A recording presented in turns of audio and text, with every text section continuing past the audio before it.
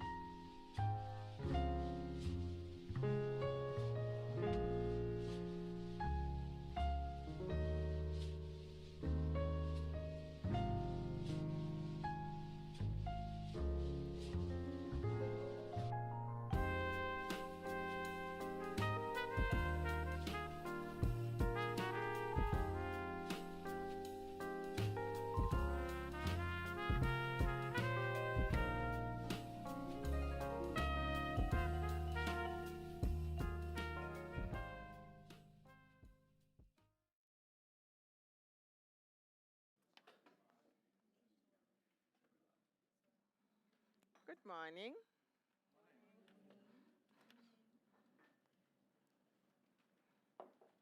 All right, I have your attention with my silence. Okay, let's welcome you to this report sharing session, or what we call a dissemination session, because we have conducted some research study. So we want to share with you the findings of that research. Let me begin maybe just there to say this is something that is unusual.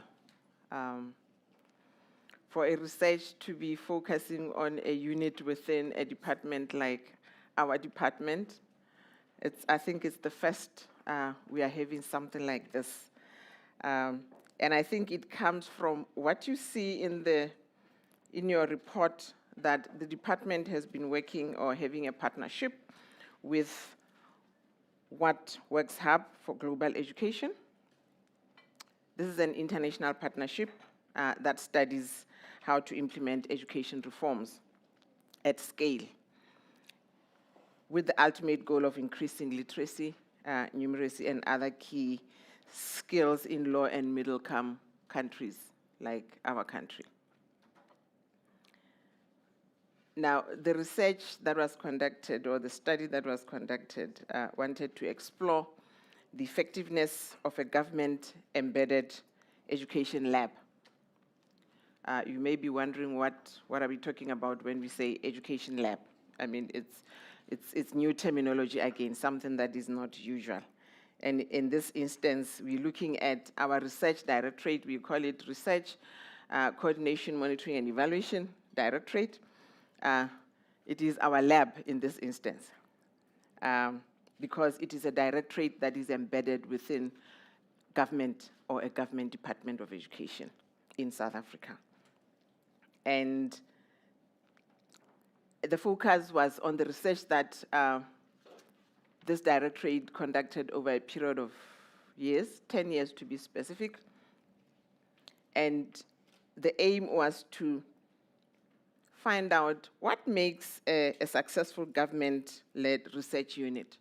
Because I'm sure people who are here, who are in government, are aware that it's very difficult to run a research office, a research unit in a government department in this country. Actually, even monitoring and evaluation, sometimes they are separated, sometimes they are brought together, and we never really know what is really going on.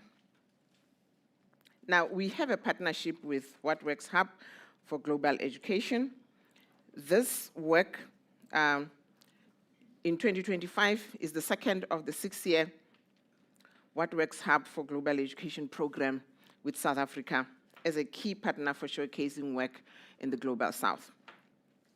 The consolidation of such knowledge is a strategic contribution to the field of government-led research. And this consolidation has produced a case study report to document how government-led research is approached based on the work of the early grade reading study, or the one that we typically know as EGRS series.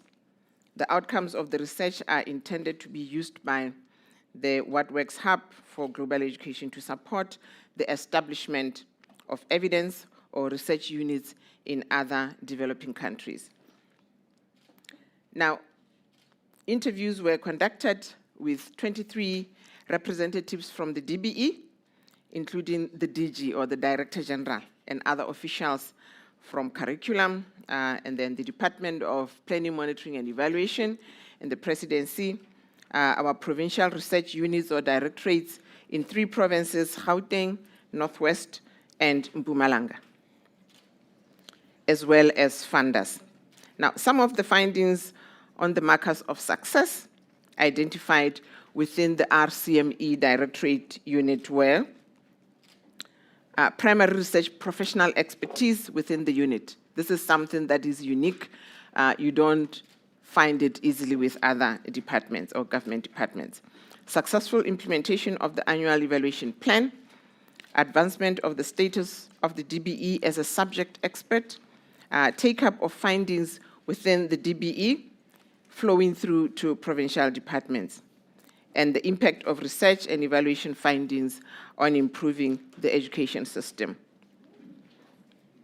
Some of the national and provincial challenges and mitigation identified were: internal funding is insufficient for DBE, fully funded ongoing large-scale research. I think everyone will talk about that. Funding is always a critical aspect of research, but always a constraint. External funding may influence priorities. It does not build internal capacity. It also depends on fundraising ability, particularly difficult for provinces. Now, having a fully skilled research unit, it's very difficult to retain the high-skilled staff because of remuneration issues and restrictive environment. Other responsibilities also creep in. Usually, research units are not only focusing on research, they could be doing monitoring and evaluation or any other function as directed by the head of department or as assigned in their job descriptions. The flat structure, organizational structure, early exposure, and part-time positions. That's what we find here at DBE. We've got a lot of part-time positions that are, on contractual basis. Lack of capacity in some and diversity of skills in others mitigate through partnerships. Independence, mixed views on appropriateness, some value internal resource and trust, credit to DBE and RCME for independent and truthful opinions. Now, today, our outcomes are to publicly present the journey and the findings of the case study, the impact of government-led education research on policy and practice. Also, we are here to communicate the main findings from this case study, engage with various local and international colleagues on key findings, and also reflect on different models of support, of supporting education, research education labs. Now, who's here today with us? I think some people are still coming. We're supposed to be around 70 in this room. We have partner organizations responsible for this work that was done, mainly the Department of Basic Education, What Works Hub for Global Education, Zenex Foundation, donors, academic institutions, education NGOs, think tanks, government-based ed labs from other countries. I saw a fellow schoolmate from Botswana just as I was going out. Provincial education departments, we mentioned that 3 departments participated in the study, but for this dissemination, we've invited other provinces, especially the teams that are dealing with research, monitoring, and evaluation. YouTube hybrid attendees, we've got a number of attendees online. And I think when I greeted everyone, I forgot to greet them. Hello, wherever you are. Good morning, you are welcome. And we are recognizing that you are in attendance. And online, we've got Ed Labs, international partners, local partners, education sector stakeholders, and donors. So people that you don't see here are probably logged online. I'll briefly take you through the agenda for today, which is already in front of you. I will summarize. I won't read every section. I will just block the 2 main sessions that we have. We are already on the first session, where we are just doing an overview. This is me, Stella Musimehe. I'm the Chief Director for Strategic Planning, Research, Evaluation, and Monitoring. And the research unit, RCME, falls under my jurisdiction or my portfolio. And we are going to have some reflections from What Works Hub. We will also have RCME Directorate, which is our Ed Lab, presenting.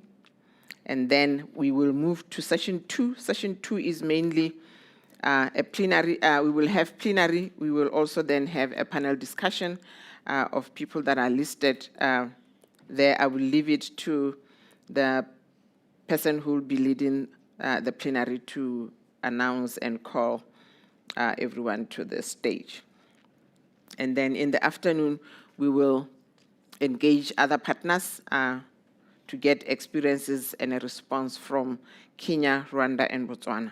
Then we will have the last plenary before we close. So that's how we are going to run today.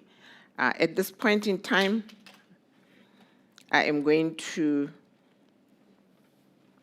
move to the second session, which is about reflections from What Works Hub for Global Education. And I will call upon Swati Atava Shalish to come on stage and give us some reflections on the work that has been done. We don't have her full resume. I think she will explain who she is and what she represents, and we will take it from there. Thank you very much.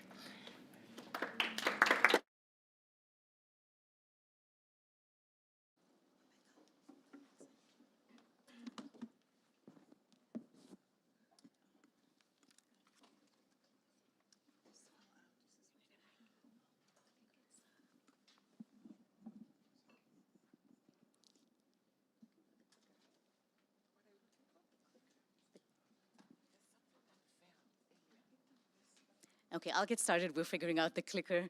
Good morning, everyone. Respected chairperson, dignitaries, and friends from around the world committed to education and learning. It is our honor to be here from the What Works Hub for Global Education. My name is Swati Attavar, and I'm joined by my colleague Rebecca Trupin. And we're here from the What Works Hub team at the Blavatnik School of Government, University of Oxford. I was going to move on to my next slide, but I'll just quickly explain who we are, what we're here to do. Next slide, yes. The foundational premise really for the What Works Hub is that there's a lot of evidence globally on the kinds of programs and policies that work to get students to learn in small and controlled settings. But where things are less clear and where policies and programs usually break down is in the how, in the implementation of these programs, and especially at scale. So the focus of the What Works Hub is really the art and the science of implementation, if you will. And in that regard, we're thrilled to be here to learn from you all, from your rich experience implementing the early grade reading studies, from your experience in using data and evidence more routinely to guide implementation, and how governments across the world might be able to learn from that experience, and to dive deep into the science of implementation. A bit on who we are. We're an international collaborative, like I just mentioned, that's working on implementing education reforms at scale. We have strategic partners around the world, including the UK government's Foreign, Commonwealth and Development Office, the World Bank, UNICEF, British Council, who we're glad are able to join us here, and some others. All of that convened by the Blavatnik School.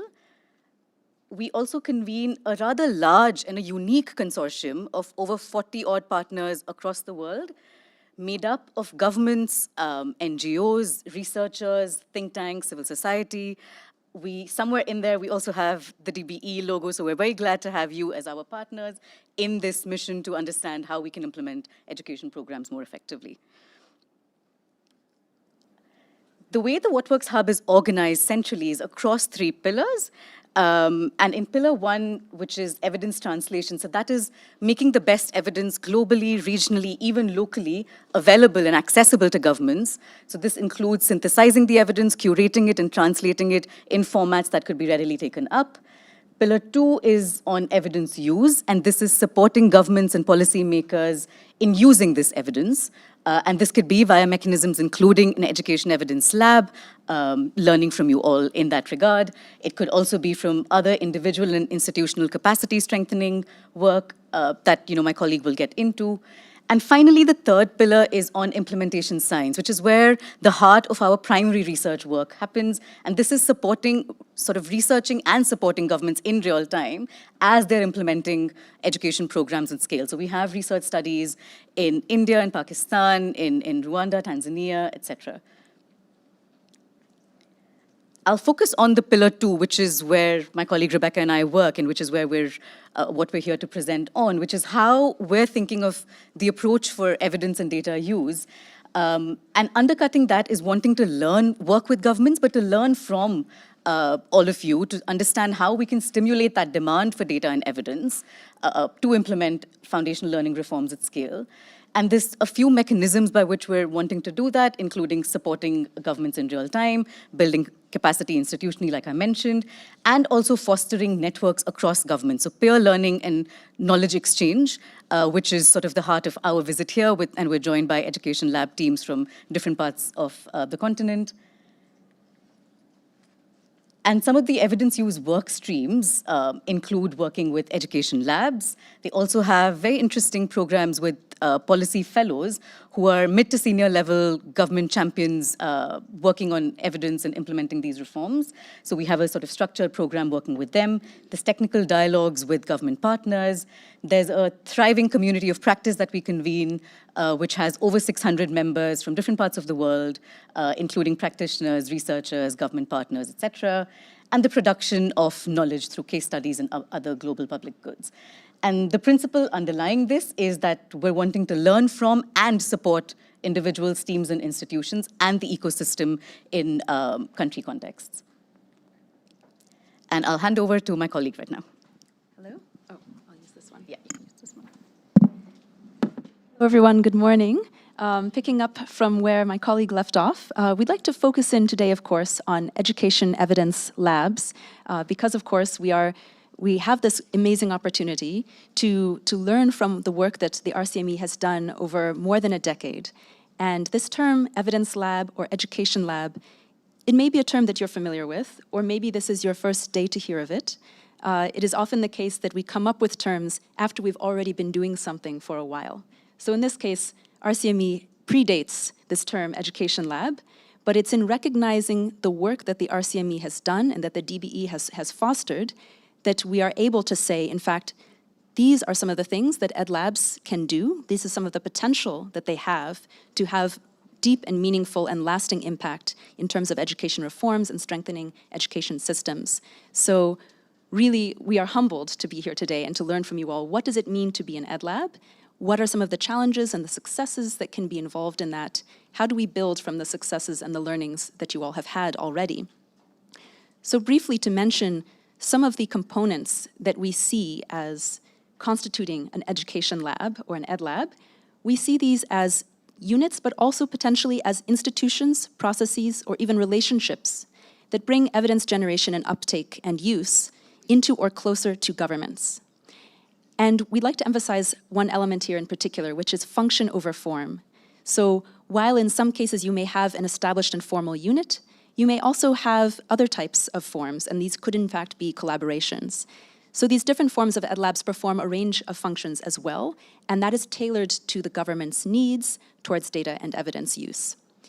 And again, in terms of the function of an ed lab, we really see them as vehicles for education reform, contributing to a culture of data and evidence use to inform policymaking and decision-making. And in line with this, we see a range of functions that ed labs can perform, roughly falling into 4 categories. And this is something that we are thinking through as the hub, so we are eager to learn from you all. You may give us a 5th category today. We are open to that. But roughly, we see categories as follows: as data use, research and synthesis, policy communication, and implementation support. And in terms of data use, some of these functions could look such as analysis of administrative data, could be supporting data use for planning, for budgeting, and prioritization. It could be for knowledge sharing and capacity strengthening for government officials on data use, or supporting monitoring and evaluation of government programs. Where it comes to research and synthesis, this could be conducting and commissioning research, which has been a core part of RCME's work as well. It could be synthesizing and translating existing research and existing evidence, or co-creating a research agenda. Where it comes to policy communication, which is an area that sometimes we forget its importance, but it's another really key area and that also RCME has worked deeply in. This can be in the form of drafting internal presentations or external presentations and policy briefs, disseminating evidence, such as at events such as this one, facilitating meetings and workshops, And then a final category that we're especially eager to learn more about, and that here again we see many opportunities to learn from RCME's work, is on the implementation support. So EdLabs are often much more than a research unit or than a data support unit. They often do get involved quite deeply in what is happening in terms of implementation, supporting government in design and drafting of policy and programs, supporting in rollout of new programs and implementation, supporting in conducting reviews of how those programs are going. And as I've mentioned previously, EdLabs can come in these different forms. So we've roughly categorized 3 different types of EdLabs. There could be, there's a type 1, which we see as embedded inside government EdLabs, embedded in ministries or developed and hosted and owned by the government. And there are certain advantages for this type of positioning. It can be easier to align with government priorities. There's also a higher starting level of trust for working with different departments, different officials across the government. There can be some disadvantages or some challenges as well. I think our chairperson earlier mentioned that financing and funding is always a challenge that we all think about. In type 2, we think of EdLabs as institutions that may be close to government. They're affiliated with government, but not necessarily embedded. And there, again, could be advantages here. Once again, proximity to government priorities, to officials. And once again, also challenges as well. And finally, there are forms that are external to government. And these may be in the form of collaborations that have been very long-lasting. So our objectives in trying to understand EdLabs and study them and support them from the hub roughly fall into 3 categories. We hope to be part of shaping the global conversation on EdLabs. And of course, you all at RCME, I believe, are a big part of that as well. And this includes advancing knowledge on what EdLabs are, what is their potential, what can they do, what are some of the challenges that they encounter, and how might these be overcome? And who is needed to sort of help and support in that work? What other partners and collaborators can really make a difference for the impact that EdLabs are seeking? We would also like to support facilitating shared learning and peer support across EdLabs.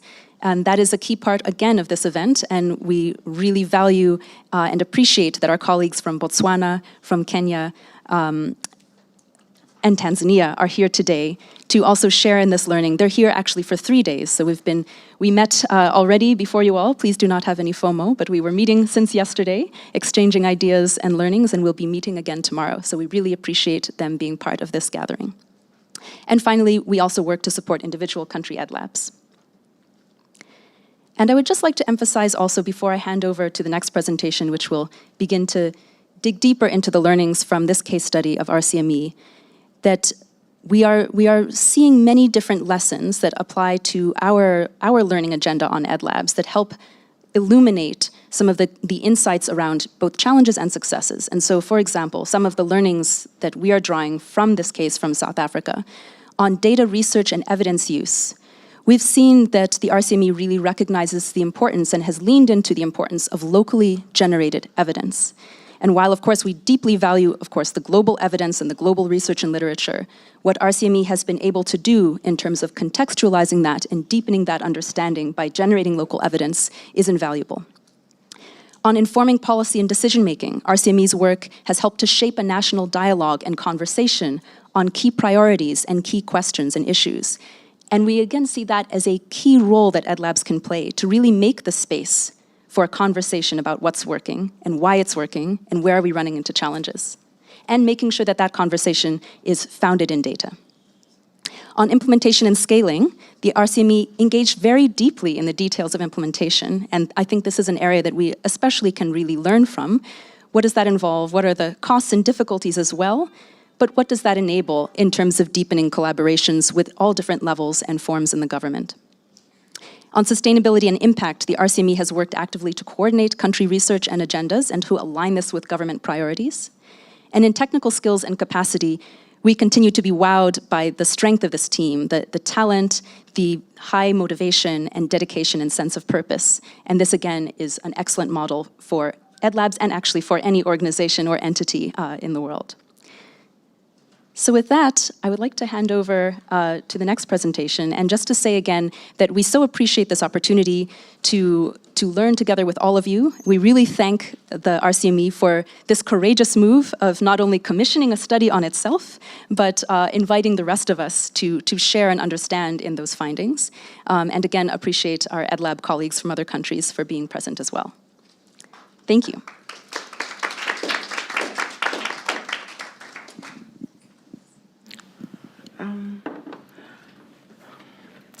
I think before I call up the next speaker, I'm going to ask Stephen to say something. He's actively involved in the G20 Secretariat activities, and he has to leave. So I just thought he could say a thing or two before he leaves, then I'll call up the next speaker. Thank you.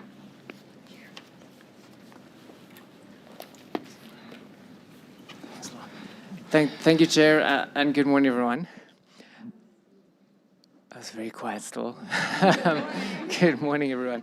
Yeah, sorry, I just wanted to say something briefly before I leave. As Silla mentioned, I unfortunately have to go to a G20 negotiation event that's happening. But I just wanted to say thank you, everyone, for being here. Thank you to all the partners who've made all this work possible over the years, not only this last iteration of it. There have been so many funders and partners and collaborators, so really want to thank everyone. I'm bleak to miss out. I have seen the report, you've presented it to us already, so I'm aware of what's in there, but I was really curious and interested to see all the responses and reflections. So a little bit disappointed to miss out, but I hope everyone has a really enriching day and set of discussions, and I look forward to hearing some more feedback. And please be honest and frank. I think as you'll see in the presentation, the commission to Karine and Veli and the team was not to create like a nice story, a carefully controlled narrative about our work. I think we're aiming to be a bit transparent here, and obviously there's work we're proud of, but at the same time, there are challenges, there's constraints, there's critiques. There could have been different ways of doing things or ways to learn from and do things differently in the future. So we're interested to hear those discussions and reflections. Thank you very much to everyone for being here, and I look forward to hearing more. Thanks, Jen.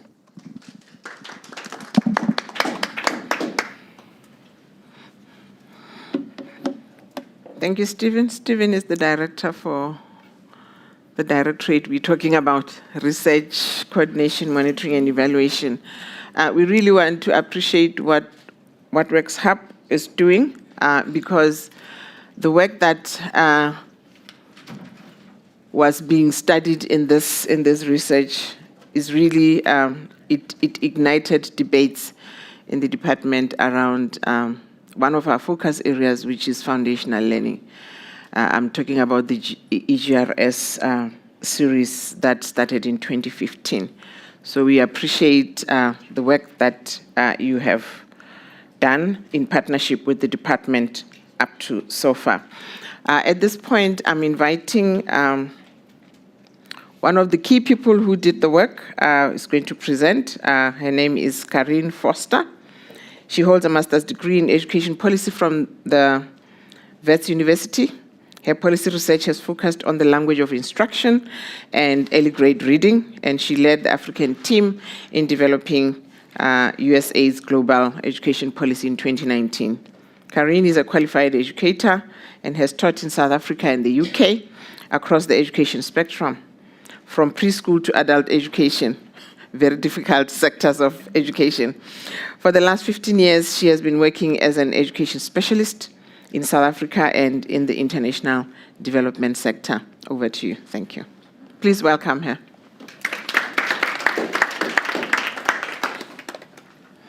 Good morning, everyone. Let's do the sound check. Can everyone hear me? And I'm going to ask my colleague Veli Ngai, who is a co-author of the report, to quickly get you to get yourself ready for your interactive participation in this presentation.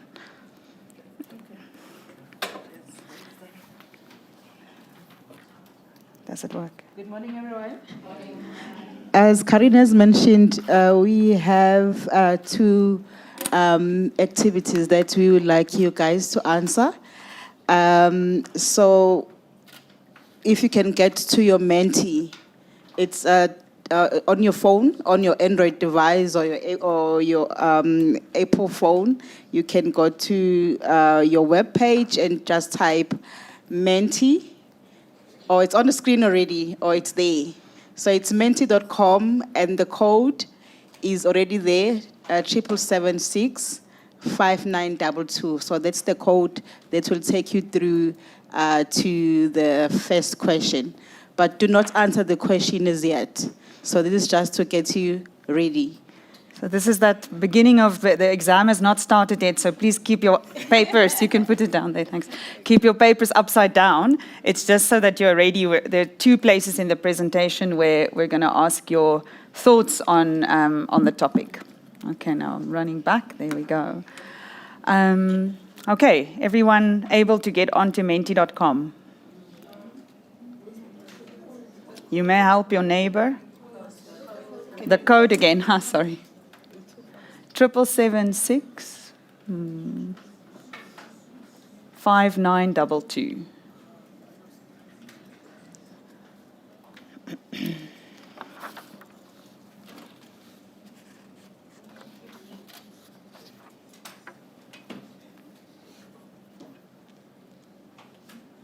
Okay. Are we all in there?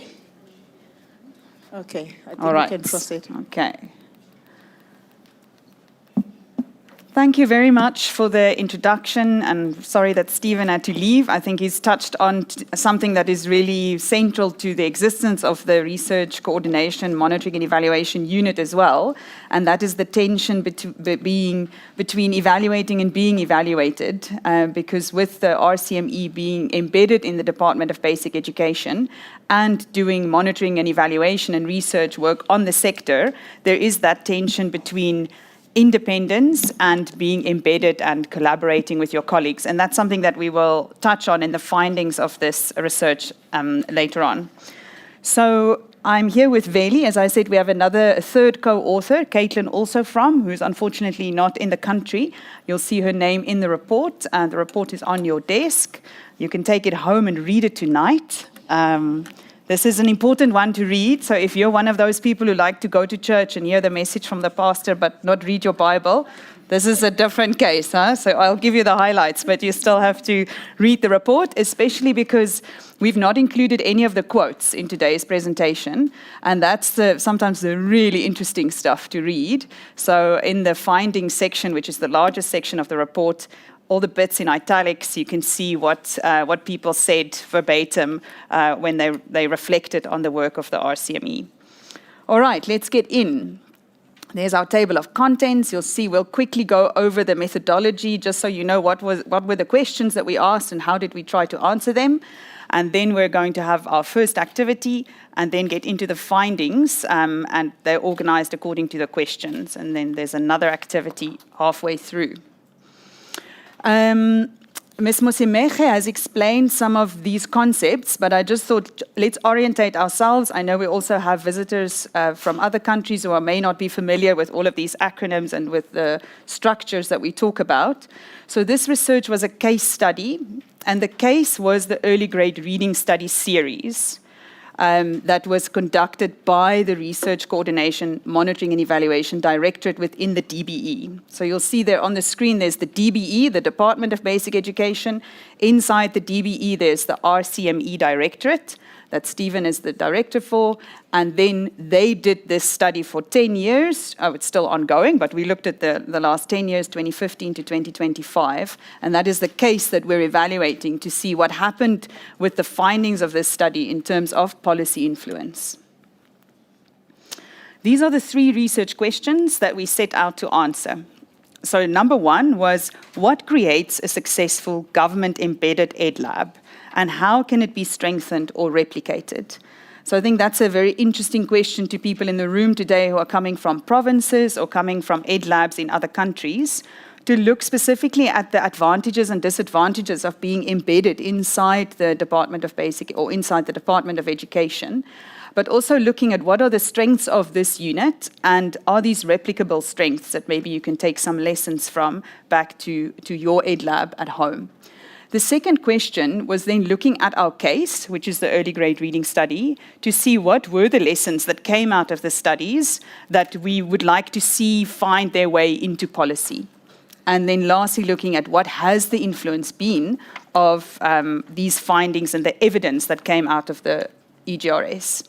Some of the key concepts, I think we've also touched on them, but these are the terminologies that are going to come out in the presentation and in the report.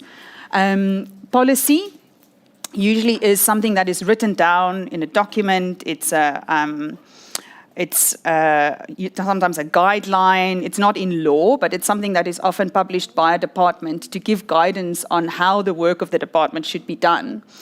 And then practice is what actually gets done in schools and in district offices and in regions of the country in the education department.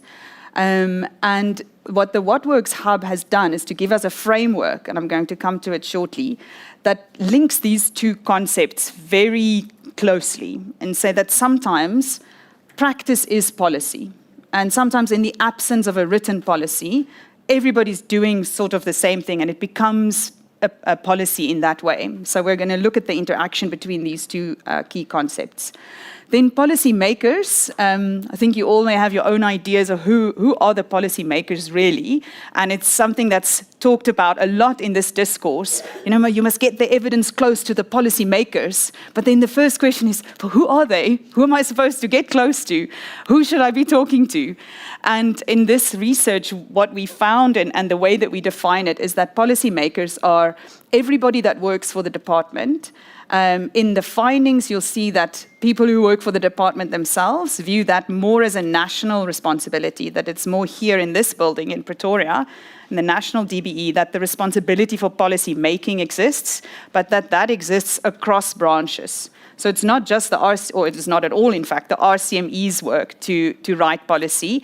It comes from the different branches within the DBE responsible for curriculum, teachers, care and support for teaching and learning, all of the different components of the work of the department.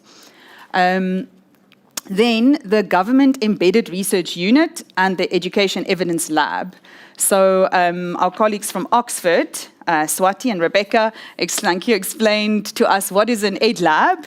And if you read up about Ed Labs, it's still an evolving concept as well. It was very nice to see those tables, you know, what does it normally do? How is it structured? But they can take many different shapes in the world.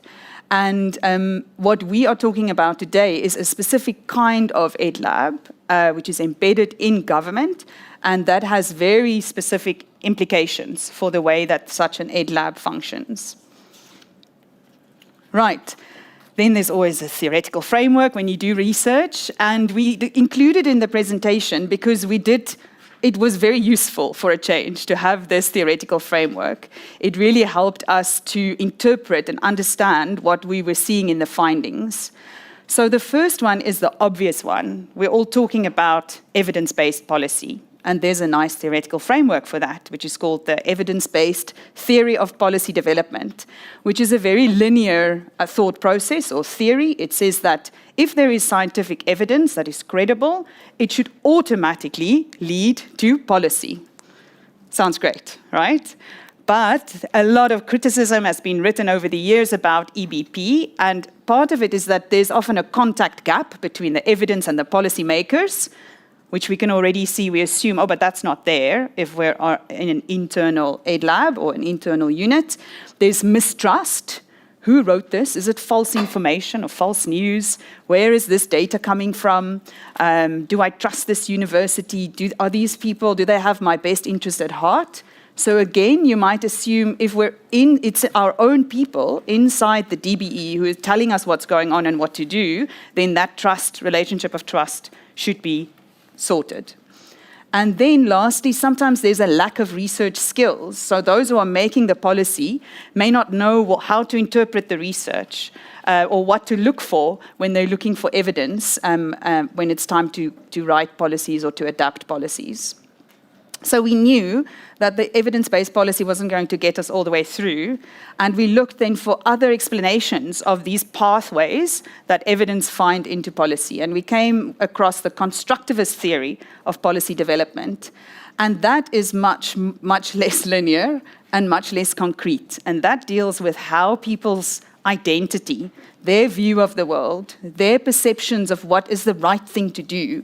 And that one struck me specifically because I've seen a lot of teachers who've been working for many years who will look at a new policy and say, it's not the right thing to do. I know, I work with these kids. And that is actually a strong influence on how people view evidence, is what we saw, that people feel they already know what the right thing is to do. And that very nicely links in with the What Works Hub framework, where practice, what these people are doing, these teachers, because they know and believe that it's right, kind of informs the policy bottom up. And then constructivist theory also looks very much at relationships. Who do I trust? Who do I like to listen to? Who do I go to for advice? If I'm working at the DBE and I have to come up with a new policy for teaching reading, who am I going to ask? So all of that is part of the constructivist theory of how policy is really developed and how we move from evidence to policy. So here's the famous framework I've been referring to. It's rather small, but if I make it bigger, then I lose my cute little guy with his books on the side, so I decided to keep him there. But what you see there are different points in the policy development process, and you'll see lots of, they may look like lines to you, but they're arrows if you're sitting a bit far, and the arrows go both ways. And this framework has really helped us also to explain what we found. And it basically says that there is efficacy and efficacy plus, which is evidence, different kinds of evidence. Sometimes we do a pilot and we find initial evidence, and then we try it in another context at a larger scale, and we either confirm that evidence or that finding, or we see that now it works a little bit differently. And then at the bottom, the one on the right, practice at scale, is what I've talked about a bit now, where you see people doing things, although it's not written formally in a policy, it becomes how everybody thinks and talks about a certain topic. And then policy plans, I really respect the fact that this was done in a dotted line, saying with the slow progress sometimes and the slow turning of wheels in government, a policy may be in a draft for many years. And it's what we do, but it's not yet a formal policy. So that's why that is also called policy plans. So this is a non-linear framework of how policy development works and gets implemented. It doesn't, you have to overlay this with the constructivist theory to say, why does it work this way? Why does it go both directions and jumps from one circle to the other? And that we found is because of these values and relationships and trusts that get in there when the evidence comes out and people have to make decisions about what to do. Right. Okay, so what was our method? This was actually already mentioned also by Ms. Mosemeche, that we interviewed people in government, people within the research monitoring and evaluation unit, people at national DBE, people in provinces, and also at the DPME, which is sitting in the presidency and is the whole government M&E directorate or department. And you can see the share there, the light blue. Oh, I have a pointer. There we go. The light blue, I can't point in both directions, is the government respondents. So you can see that they were more than half. Then we also spoke to implementers and funders of the EGRS and also of other primary school interventions. And then that dark green one are researchers at other research institutions or think tanks or research hubs. Right, we're ready for an activity. So I'm going to hand you over to Veli.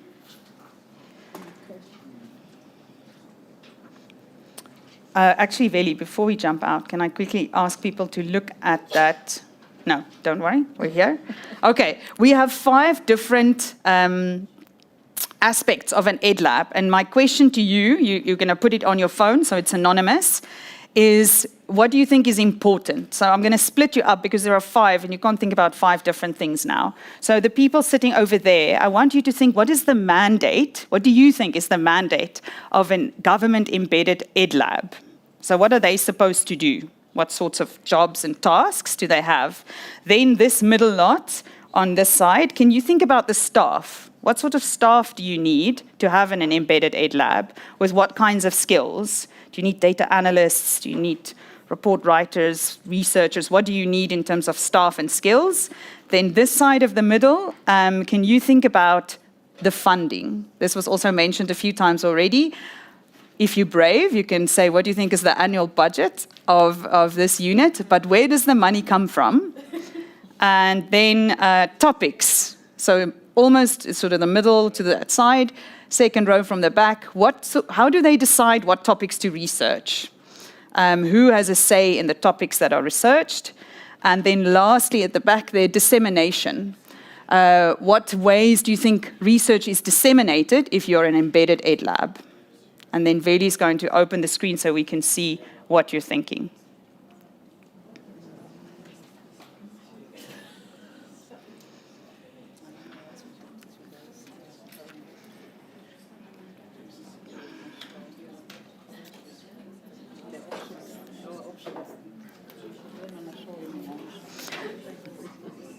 Just go to present? No, don't worry about that. Oh, it's at the edit I made. Yeah, let's see if it's playing up here now. There we go. Yeah. Okay, great. Are you supposed to be passing mics to people? No. Thank you. Okay, I see there's a comment on funding already, primarily from government, but some external.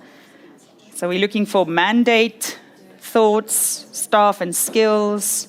So the code is The code, 776 5922. 776 5922. the options don't show anymore. Maybe we need to know what we did. Our options Yeah. don't show anymore. So you need Don't to- worry. I think they remember their own one. The funding people are very good.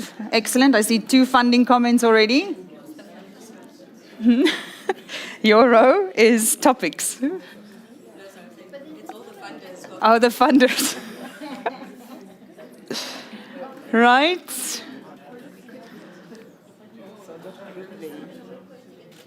Okay, and then the topic should be collaborative, coming from different sources. What are we researching? Scientific research. Maybe we need a data analyst in the unit.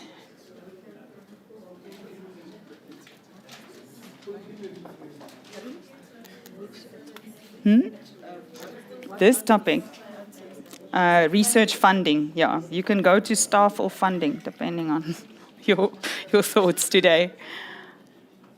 All right, what is the dissemination? The challenge is to disseminate the findings and action implications within governments and at the various other stakeholder levels. Yes.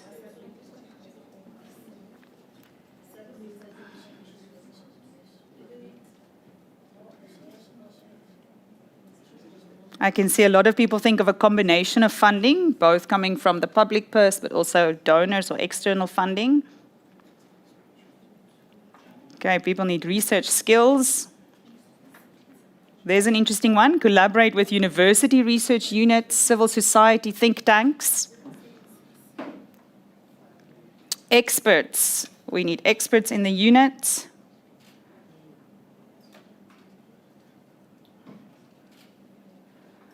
Okay, what are the government priorities? This should guide the topics of research.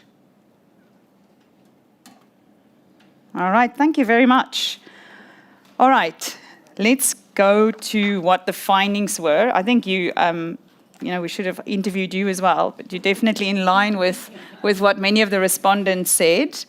You can go to, there we go. All right, so let's look at the mandate. Certainly, this was one of the most controversial parts of the research, interestingly.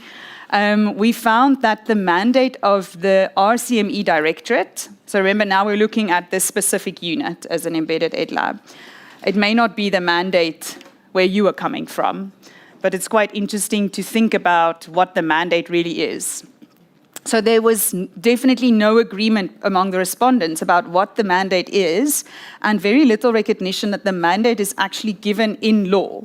There's this unit, and this is what they're supposed to do. They're not just deciding what they want to do or making it up themselves. This is their mandate as in terms of their the constitution of this unit. So branch support, which is the one top middle, that was the greatest point of contention. And that links to the relationships that we're going to talk about later. So I want to take you back to what we said. When you have an internal or an embedded research hub, there's that tension between being independent, but also being closely connected to your colleagues, to the priorities of the department, to the needs of your colleagues in their branches. They've got to write policies. They have to monitor the implementation of their plans, their annual performance plans. They have specific questions. And so you are almost there. They're your clients, the branches. And you need to support them to fulfill their needs. And we found that some of the branches, so we spoke to many different branches in the DBE, some of the branches have a very good relationship with the unit and others don't. Some feel that their topics have not received enough attention. So we also have in our case a study that has continued for 10 years, a longitudinal study with many different iterations. And some people say, why? How can they do one topic for 10 years? What about my topics? I'm interested in kids who get pregnant in high school and what to do about it. But they're not researching, they're not giving me answers. And there's that tension between being able to focus on something for a long period of time and being able to build research and also being responsive to many different questions that exist in the sector, looking at the different mandates of the department and what they need to deliver on. So branch support was something that was the heart of the relationship internally in the DBE. And there's that book, it came out 20 years ago, called something like How to Make Friends and Influence People. I'd never read it, but I feel the title says enough. And in this case, that's what it is. It's by supporting your colleagues, giving them the information they need, helping them develop an M&E tool, structure something that they have to submit. It's how you make friends so that when you produce research, there's a good relationship and you're able to work collaboratively and to share the research back to them. And they might also come to you and ask then for help if there's a relationship of trust already established. Then we see the two green ones have to do with monitoring and reporting. So there's the sector monitoring, which is not looking for impact. It's counting teachers and schools and seeing how these trends change over time, throughput rates. It's basically looking at the data coming out of the system and having that at your fingertips, analyzing it. What does it mean for us? What are the trends? And that reporting is often internal. It services the planning of the department, but it's also sometimes going to the press. It's also something civil society is interested in knowing. Then the national and international reporting, the light green one on the left, that is reporting to SDGs, reporting to the matric results, responding when the polls results come out, and having the national data sets ready and analyzed so that you can respond to those findings. Then in the bottom, yellow and brown, you'll see there's the undertaking of original research and coordinating research. So let's go to coordinate first. So the name of the unit is Research Coordination, Monitoring and Evaluation. So the function of coordination is to say there are lots of people doing research in our country. There are masters and PhD students. There are provinces that might be experimenting with different ways of implementation. There are universities. There are funders coming in with their experimental interventions. And the role of this unit is to say, can we please all be on the same page? Can we look at the government priorities? Can we see where somebody's already doing research and nobody's doing research? So that is a coordination role that they have. And then on the undertaking side, that was also contentious. There are people who don't think that the DBE itself should conduct research, that that's not the role, original research is not the role of the department. That's slightly different to evaluations, and which they have to do, original systemic school evaluation, things like that, and to monitoring. And monitoring is actually the biggest part of what internal people in the DBE and at the provinces, what they need and what they want from this unit. Everybody's responsible for monitoring their programs, and they have to report on them, and they get measured on the results of what they've implemented. And their biggest need from the RCME is linked to monitoring, to such an extent that there are many respondents who don't really distinguish between research and monitoring and evaluation. And their understanding of what evidence is that should inform policy is a mix of all of those things. So some people, when they talk about evidence, especially the evidence-based policy theorists, say this evidence must come from a randomized controlled trial with a control group. We want to know that this is evidence with integrity. And other people say, I've implemented a program, I've monitored it, I could see what's working and not working, so I don't need an RCT, that's my evidence, and I'm going to base my policy on that. So in the policy, among the policy makers, the idea of evidence has many different definitions. People view it differently. And maybe there's room there for communication and education. All of those forms of evidence do exist, but to be able to distinguish between them and see what do I use each of these forms of evidence for. But interesting that there are people who think it's great that the DB is doing original research and have been doing a longitudinal study, and others who think it is actually just distracting them, or they're using their budget for this and not for the work that I want them to do. That was also some of the comments that came through. That's why I have to read the report so you can see what people said. All right, on the right, we can see the skills. So we asked all of the respondents, what sort of skills do you think they need? And we also asked them, what skills do you experience you need in the work that you have to do? So among the technical skills, sorry, let me just go to my right. Among the technical skills, there are all the different research skills. You also mentioned them when you put your answers up. We need monitoring skills. Monitoring is a very different activity compared to evaluation. We need evaluation skills, different research methodologies, quantitative, qualitative, the different designs of studies. We need data analysis skills, quantitative data analysis, also qualitative data analysis, and writing skills. That's one that sort of came in at the end, because if you do all of this research, you also have to write it up, and who's going to do that if you just have a bunch of data analysts who like spreadsheets? So writing is an important skill, a technical skill that is required by such a unit. Then the finding was that sector-wide knowledge was more important than topic-specific knowledge. So if you're going to do a study on mathematics in the intermediate phase, you need to go and find a maths expert to help you with the study. But you can't keep experts on the payroll in every topic that the government works in. But you need to have an understanding of the whole sector and how things fit together and how they influence each other and where something may trigger an effect in a different area of the system. So that's important. Then cross-sectoral knowledge. So also knowledge of other sectors, not just the education sector, primarily economics of education, and also public finance, because there's always that tension between, how much money does the department have and what are they doing with it. Right. Soft skills, that was also a good one that came out. And as much as we've talked about the relationships and the trust and the making friends, you can see that soft skills is really important in terms of relationships, but also project management. All of these monitoring tasks and research studies require project management skills, and sometimes we forget that that's a big part of what we need in the unit. And then also communication. Once you've done your research, you've written your report, you have to communicate it, otherwise the evidence doesn't get to the policymakers. All right. Another finding about relationships and collaboration. I'm going to go a little bit faster. I see I'm close to the end of my allocated slot. I'm not nearly done. Is the relationships internally to the branches. I've spoken about that. And maybe just to point out that first bullet there, be useful to your clients equally. Because then you will get more funding, you'll have more support, you'll have more requests for support and more work. So make sure also that you balance the attention that you give to the different parts of your system.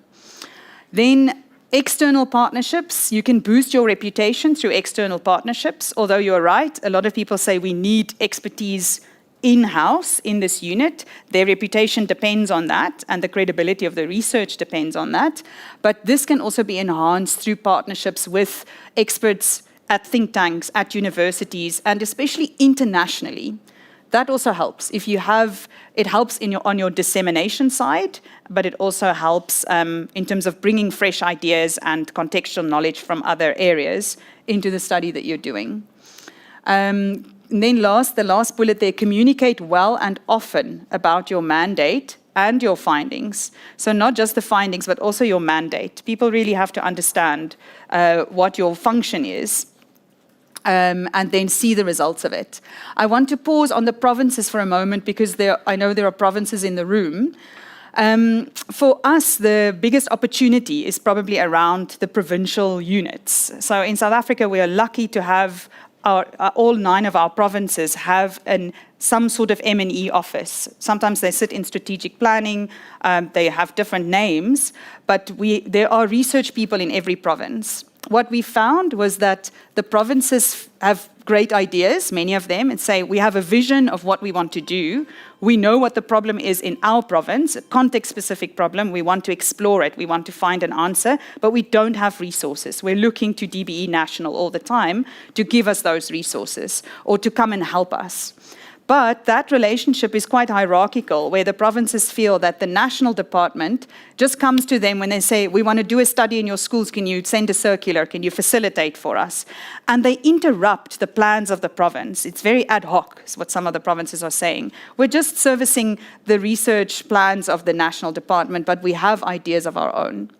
When we asked them about fundraising, they didn't think that that was something that they could do. So to get to the Gates Foundation or to Xenex or to the Roger Federer Foundation, they don't think that they can do that. It has to happen or come from national, and it doesn't happen. That relationship doesn't exist. So there's an opportunity in terms of building out those regional or provincial research hubs by strengthening their capacity, helping them to clearly identify their mandate and having a more productive relationship between the national department and the provincial units. All right, let's go to success and replicability. So maybe this is a question that some of you have. I don't know what your research hubs are like and what their status is at home, or maybe you're from one of the provinces. So we asked people, what does success look like if you're a successful research hub? And people had many different opinions. This is not a finite answer. This is what people said. Evidence should be taken up by the provinces. Otherwise, you're not successful. You should reach your targets. If you said you're going to do 3 evaluations in the next 5 years, you should deliver on that. Improving the education system. Right, that's a deeper purpose, right? If what you're doing is to find evidence that can improve outcomes, we want to see the system actually improve. And then if you have a good reputation and status, then that's also a form of success. People will listen and take note of the evidence coming out of your unit. And along the way of this paper plane to success, I've put some of the things that are important in getting there, or in terms of replicability. What do you need to think of? The position in the DBE, that one is about having a strategic manager who is very senior, who can help the evidence find its way to the decision makers, but who can also protect the time of the unit, so that among all of those mandates that they have, the time for original research is protected. Resources and fundraising, I think we've said a lot around that, and that's quite an obvious one. The variety of partnerships, we've touched on that, making sure that you are partnering with researchers external to the unit as well. And then highly skilled people inside the unit that can deliver on the work, and relationships that are built on delivery. So making sure that your clients are keen to see what you've produced and to take note of that. I think it's time for, Veli, shall I quickly do this? Yeah, okay. So this one is around the findings of the EGRS, because we're now going to move into how did it actually influence policy at the end of the day, the 10 years of early grade reading studies. I'm not going to go through all of it. For the sake of the exercise, I'm going to highlight two important implementation findings. One is that teacher capacity can be greatly improved by implementing a structured pedagogical approach, lesson plans with resources, coupled with coaching for the teacher, so one-on-one or individual coaching. And that element of coaching is particularly contentious. We're going to look at how these two elements, the structured pedagogical plan and the coaching, has found its way into policy and practice. And then there's some other findings there that you can read tonight in the report. All right, so that takes us to the next activity. This time, before you close the slide, Veli, let's just read it. I want you to organize those bullets in order of priority. So if I have evidence, if I'm the unit, I've got new evidence, what's going to have the strongest influence on whether this evidence becomes policy? Is it going to be political will? Is it going to be budgets, human resources, this existing structures and systems? Are they going to have a bearing on what happens with this evidence? The research methodology that we used to create this evidence? Is it going to be the communication of our findings? Or is it the trust that the policymakers and that exists between the unit and the policymakers? So you should be able to drag it into the position where you want it. So you just organize them from most important to least important. And Veli will show us the results.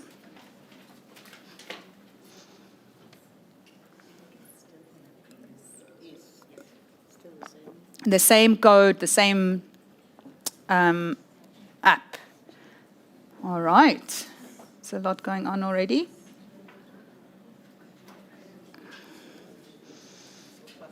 Okay, I see structures and systems are in the lead, then political will, then trust, human resources, budgets, methodology, and communication at the bottom.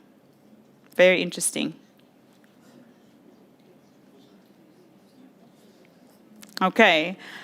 So we didn't ask this question to the respondents. I don't have a corresponding slide in the presentation. Oh, things are jumping around. Political will fell to the 5th place. Budgets went up to number 3. Oh, political will is back, number 2.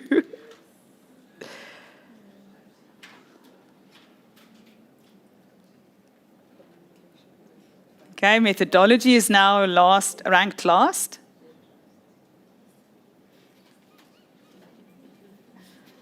Jostling with communication as a bottom skill, a bottom method. Trust is now in the middle. Structures and systems seem to be, second from the top now. All right, very interesting and a difficult question. All of these factors have a bearing on how evidence finds its way or influences policy.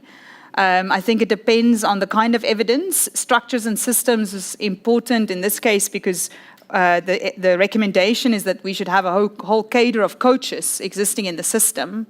And that's a very difficult thing for people to figure out or to even contemplate. So in the case of these findings, I think structures and systems certainly played a critical role. Political will, there are lots of evidence that there is actually the kind of money needed to implement coaching, but the money goes to other political topics or priorities. So that is definitely a big role player from what we've seen in the findings. Human resources also, I think, links with the idea of coaches. Where will we find enough coaches for the whole system? Communications and methodology, it looks more or less right. If I look at the methodology, some people feel very strongly that RCTs are not the right methodology for this kind of work, and therefore rejects the evidence completely. But I think that is more of a niche problem that people have with the findings. And then communication. There was a lot of very good communication and dissemination, which is probably why we see that low down in your poll. All right, thanks, Veli. We can go back to the presentation. Okay, I think I have about 5 minutes left. Not a problem. All right, we're going to look now at the pathways to policy. 1 minute each. All right, so coaching is effective, but it's challenging. And I think we all have a sense now, why is it a challenging piece of evidence? How are we supposed to implement this? So coaching works in the beginning of the road. We want to get it into policy and practice, but there's all of this turns and twists in the middle. One is the context, the systemic constraints, exactly as you said. Where are we going to fit in this cadre of educationists in our system? Another one is the feasibility, the financial constraints. Who will pay for it? Where is the budget going to come from? Where are we going to take it away if we're going to spend it on coaching?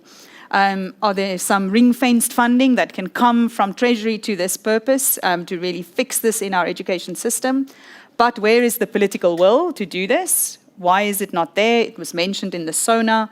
Why didn't it find implementation in official policy in the provinces? And then that last one is what's going to take us, I think, into a big finding of this study. Extracting components, adapting them, and experimenting further. And it takes us back to that idea of practice. Okay, now let me stay on that slide. The idea of practice and policy being two sides of the same coin. So under that last pin in the road, what we've seen people do with the evidence come out of the EGRS is it became general knowledge, probably thanks to the good dissemination strategies used by the research team. And people started adopting these strategies in new projects that they designed. In South Africa, we almost reach scale through interventions. We have lots of large projects going on at any given time, funded by donors.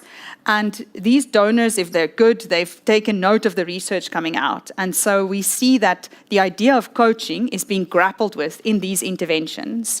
Some people are trying virtual methods. Some people are trying to embed it in the DH responsibilities, the subject advisor, experimenting with lead teachers, trying to put teaching assistants in the classroom. So many different experiments have been done around this evidence, and it's being tried at quite a large scale in the country. And so we see that on the way to practice and policy, a lot of this work is being implemented. Another good example is that the University of Johannesburg started a course for coaches in the foundation phase. So now you can get a qualification in doing that. It's not a government policy that there should be coaching, but the system and the sector has taken note of the evidence, and it's being implemented and used in many different ways, despite it not being an official policy. Right? Let's go to another factor of influence, influencing pathways to policy. This is all the invisible thinking and the perceptions that go on in people's heads. If you think about that constructivist theory that says who I am, who I associate with, what I know is right, what I value, that all impacts on what I do with this data and with this evidence. And it becomes part of the thinking in the system, and eventually it finds expression in another project or in another policy or in another guideline that comes out. And these perspectives are different depending on whether you are a fan of RCTs or you're more of a qualitative researcher, whether you're in South Africa or outside of South Africa. And I have to say, we found that people are much more excited about the findings of the EGRS outside of South Africa. In the international research community, people think this is the best thing that has come out of the education sector globally in the last 10 years. In South Africa, people are a lot more critical and careful with this evidence. We found that quite interesting. I don't know if that is a South African thing or whether that could be typical of other countries as well. And then whether you are internal to the department or external from a university or a funder or one of those other respondents, people also had they could fall into those two categories in terms of their perception of this research. So on the spectrum of collaboration versus independence. So we're coming back to where we started and what Stephen said. If you're an embedded ed lab, you have all of those advantages. You're plugged into the priorities of the department. You're sitting we have a nice manager who creates a pathway for you to present your evidence. You're building your relationships. But when it comes to doing the actual research, you need independence. Otherwise, people will say, but this has no integrity. You're evaluating yourself. So on this spectrum, you can land anywhere in terms of the relationships that you have to build, the collaboration with other researchers, and also with people in your department. Maybe the maths expert or the assessment tool is coming from within one of the branches. Your independence as researchers, designing it the way that you think it should be designed, maybe against practice or policy at the time, how you communicate it, and what level of trust you have. And the conclusion is that you have to balance your methodological rigor and strong stakeholder engagement to ensure impact and influence. All right, so there's the conclusion. If I have the last 30 seconds. What is the conclusion of all of this research? You have to have a clear mandate, political support, effective partnerships, dedicated funding, precise mechanisms for incorporating research into policy. I didn't mention that before. It's such an important point.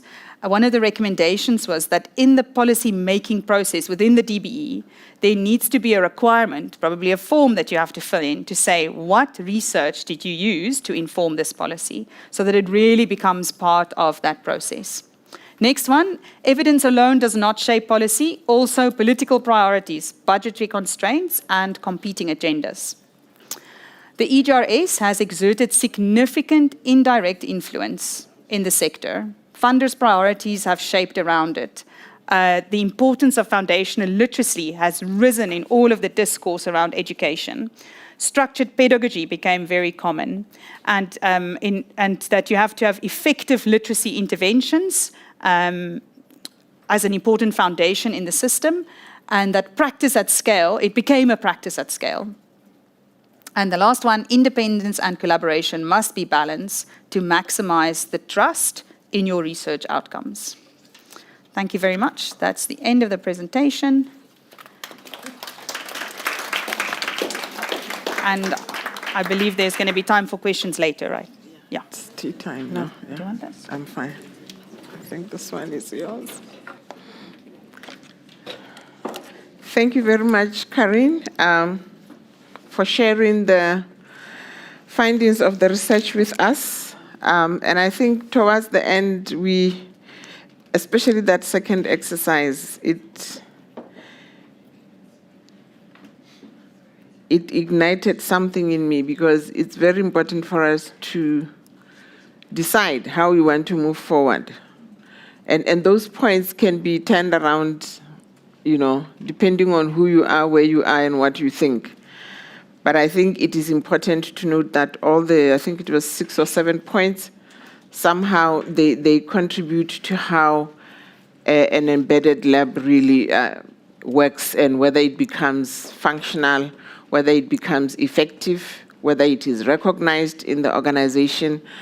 And as you can see, some of the results that you shared with us, the contention between branches and how the research unit operates at the moment, people have different understandings. So the issue of, is the mandate of a research unit or directorate in a government department clear? Is it not clouded with other functions that actually inhibit the team from doing what they're supposed to do? The issue of should that research unit or that ed lab be focusing on scientific research or just doing evaluations of programs? People's expectations sometimes arise from what they know and what they are capable of, foreseeing. So I think it's groundbreaking that we could do this kind of research to focus, and also let's see whether there will be an uptake of the recommendations and even the findings that came out of this research, including informing our organizational structure in terms of this unit or in terms of this function. I think coincidentally, there is an ongoing reorganization of the organogram at DBE, but maybe by now, positions have already been put in place, and that has got a bearing on whether an ed lab becomes functional and effective. So thank you very much for sharing those with us. It's tea time. Asanda, how much time are you giving us based on where we are now? 25 minutes. Do we need 25 minutes? I don't think so. Okay, so 25 minutes will take us to 25 past. All right, let's take a break up to 25 past. We are running 10 minutes behind the schedule that you see. But let's be back on time so that we can start. Thanks.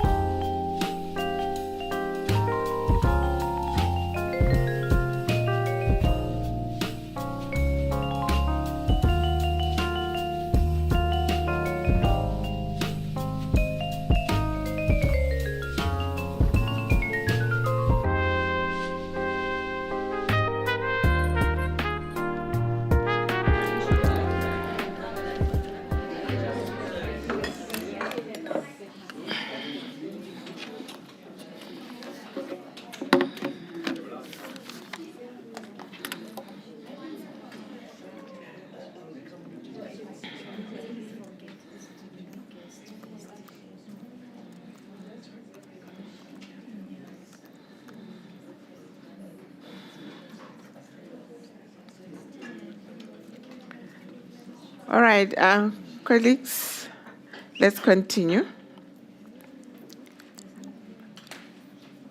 We are proceeding with the program.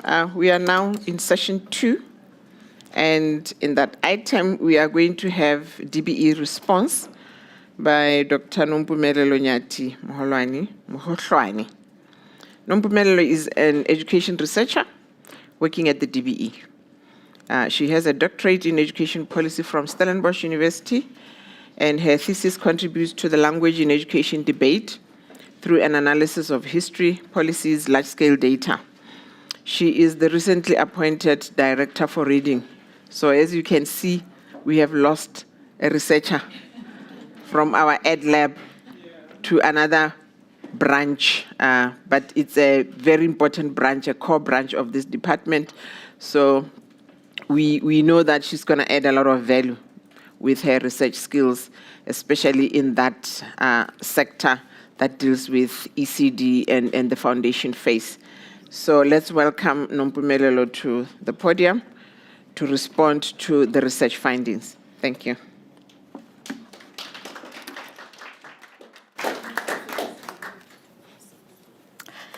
Good morning. You've all eaten. Good morning. Great. So welcome again, and it's good to be here. Thank you for making the time to spend the day with us and help us reflect on the work we've done. As Stella already introduced me, I have been in the research section for 13 years and was part of the commissioning of this work a few years ago when WhatWorks Hub contacted us to be a partner, and then when we asked the team to do this work. And so that's, a little bit of context about why I'm responding in the absence of Stephen. I want to thank, firstly, the researchers for the work. It was careful work that was done honestly and with integrity, and I think with thoughtfulness around framing, around what would be useful, and around helping us learn. They presented this work to us at our recent strategic planning day, which was helpful for us as we were planning for the year ahead, the next financial year. I also want to acknowledge all the contributors who took time to participate in the work and shared their insights with us. Then why did we do this work? Okay, so firstly, look at all our children. We really love them. We have them in every presentation we make because this is about them. But why did we commission this work? The first part is around the RCME culture. So what you're seeing there is our unofficial slogan as RCME. It's about learning, it's about serving, and it's about enjoying. And our aspiration is to be prolific, to be brilliant, and to be healthy.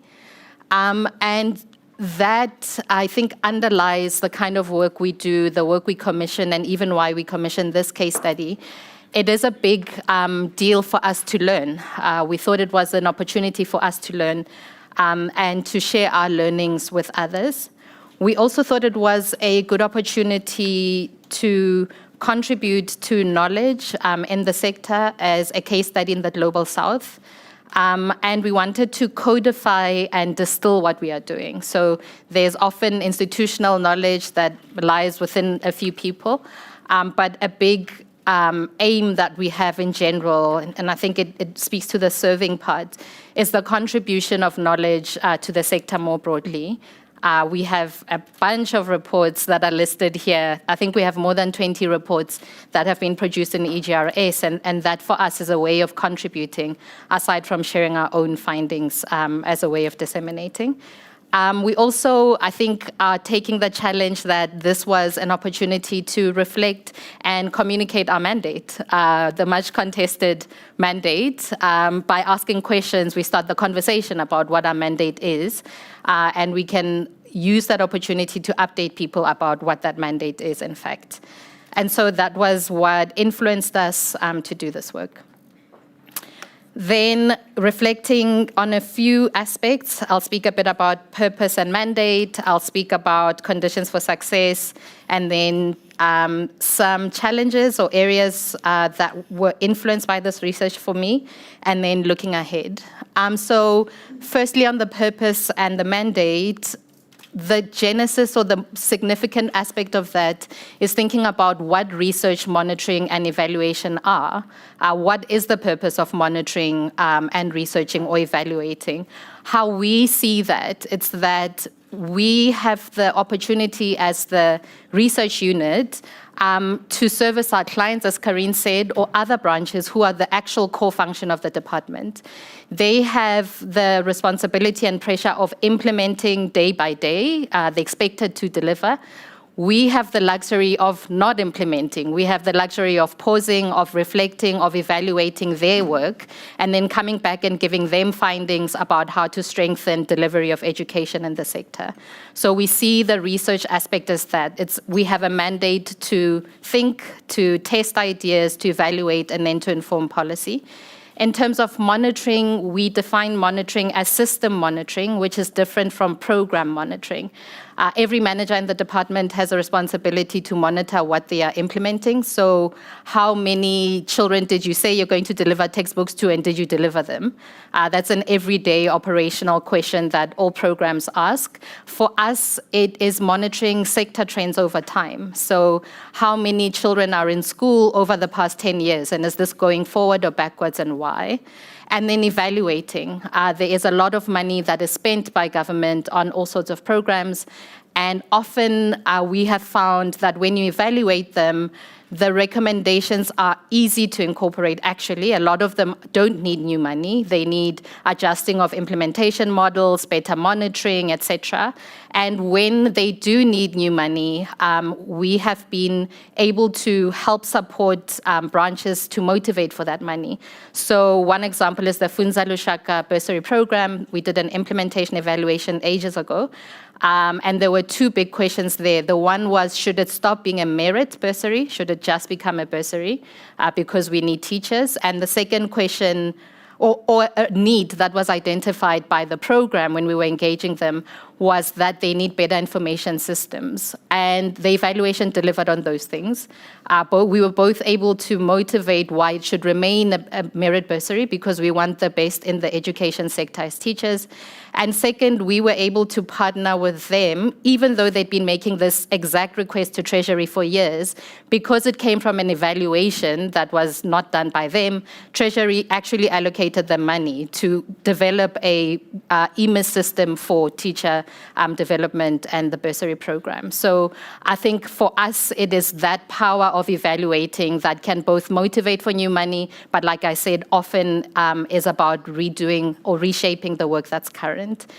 The second aspect that has struck me has been about a legislative mandate. I think reflecting that because we are mandated to exist in law and funded for our positions, there's an acknowledgement by government, and from 94, I guess, acknowledging that research matters.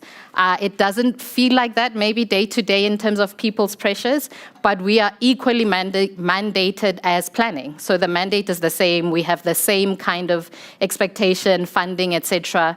And so in that way, there's equality of the importance of research, just as there is an importance of planning or curriculum, etc.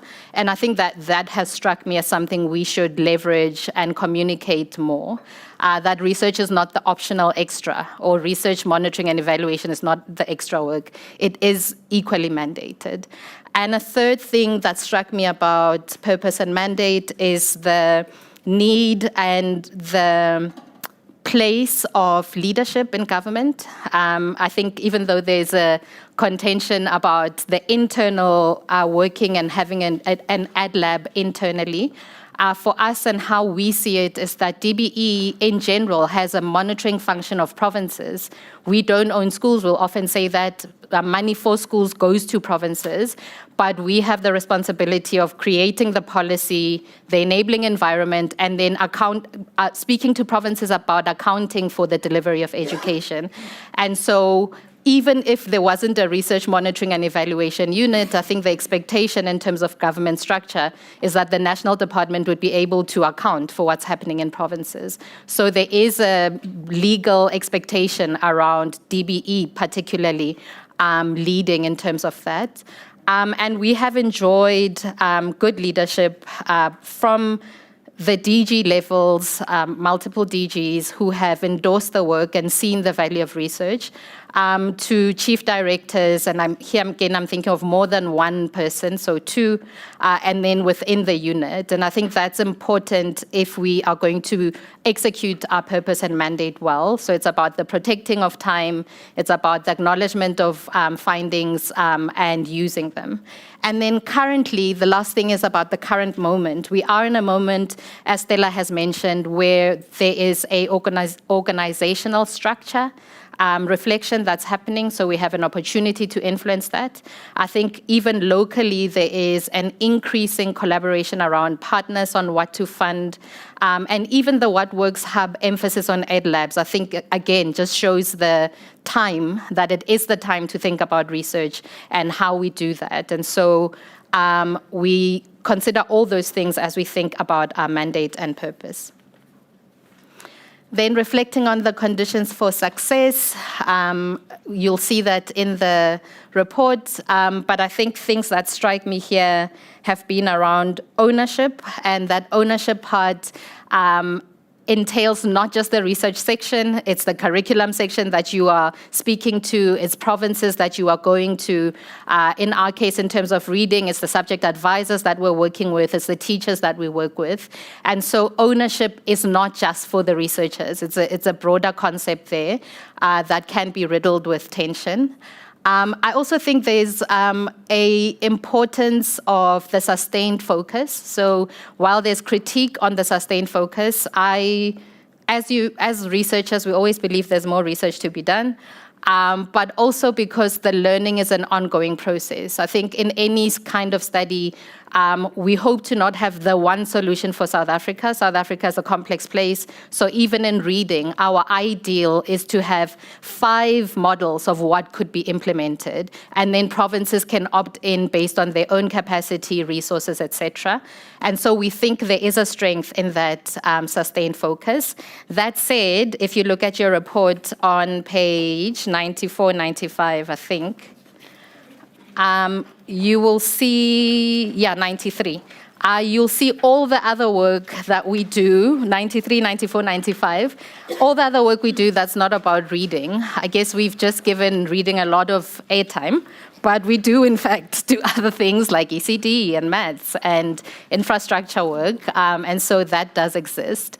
And maybe a final thing, two things to highlight here are the value of collaboration. We've been able to do this work because we've been able to collaborate, and we want to acknowledge the partners we've collaborated with, some as thinking partners, so helping us with designing and with with learning, keeping up with the best practice in terms of data collection or design. But we've also collaborated well with donors that have allowed themselves to be influenced in terms of what to research and how to research it. And so that's a big key to success because we have funding for ourselves as staff, but not for the large data collections that we've been able to do. And a final one there is around people. I think the work has been possible because we have committed, motivated, talented people in the team, and we've enjoyed that for a long time. And even though they might leave, like I have, the hope is that, that's part of our influence plan, actually. The hope is that they stay in the sector and continue to contribute and, in fact, take ideas and a way of thinking with them rather than just stay in the research section. So wanted to highlight that for success. And I think I'm going to go to the last slide. And that is looking ahead and our challenge. I hope we are re-energized and motivated today to continue the hard work that comes with great cost and sacrifice. And I think, as Karine has mentioned, there is a need and an opportunity to strengthen what provinces are doing. I'm grateful that we have 6 provinces with us in the room, Eastern Cape, Mpumalanga, Northwest, Gauteng, Limpopo, and Western Cape. And I hope they will share some of their work. I know in the panel in the afternoon we'll hear from Gauteng and Western Cape. But we think there's an opportunity there to strengthen their work and collaboration.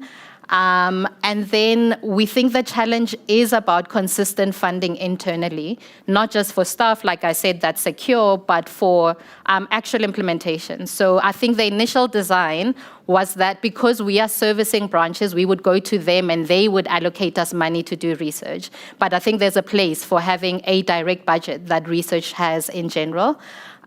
So that's something for our chief director to take up. And then I think the last one is around long-term partnership and external support. There's definitely a place for collaborating and getting external funding. As we've mentioned, there's firstly a funding constraint in the country. And so the money actually matters, the substantive amounts matter. But there is also an aspect of independence, I think, that you can get from external funding. And external support and technical support that you can get from external funding and collaboration, including what we have enjoyed, which has been recently being able to recruit seconded staff that is being paid for a long term to be with the DBE. So I think with that, I'm going to end, and the report is on our website, but you can also download it here. We will continue to reflect on the findings and the recommendations. And yeah, let me stop here. Thanks.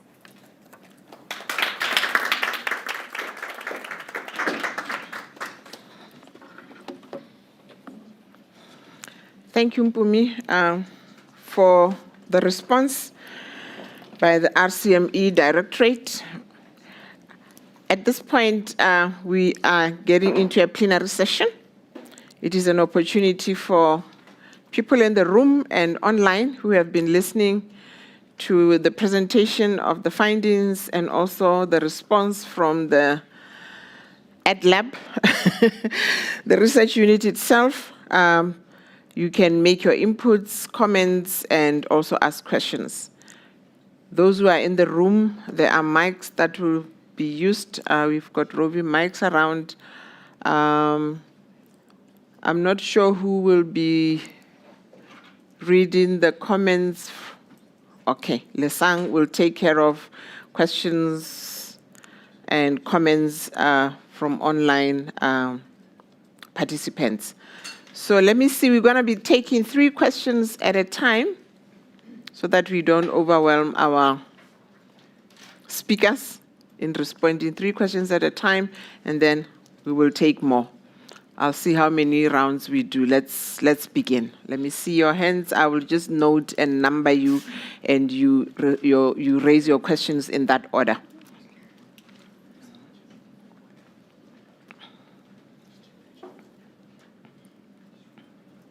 In the room? Yeah, no problem. There's one, Northwest.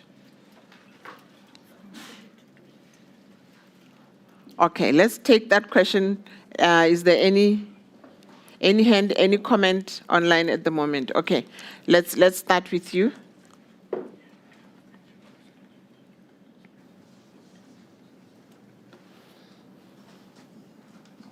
Oh, yeah.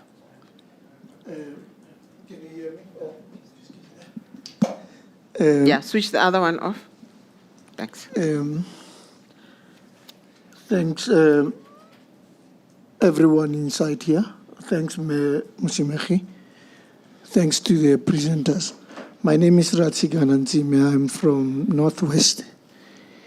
I'm going to make an observation that is contextualized as follows.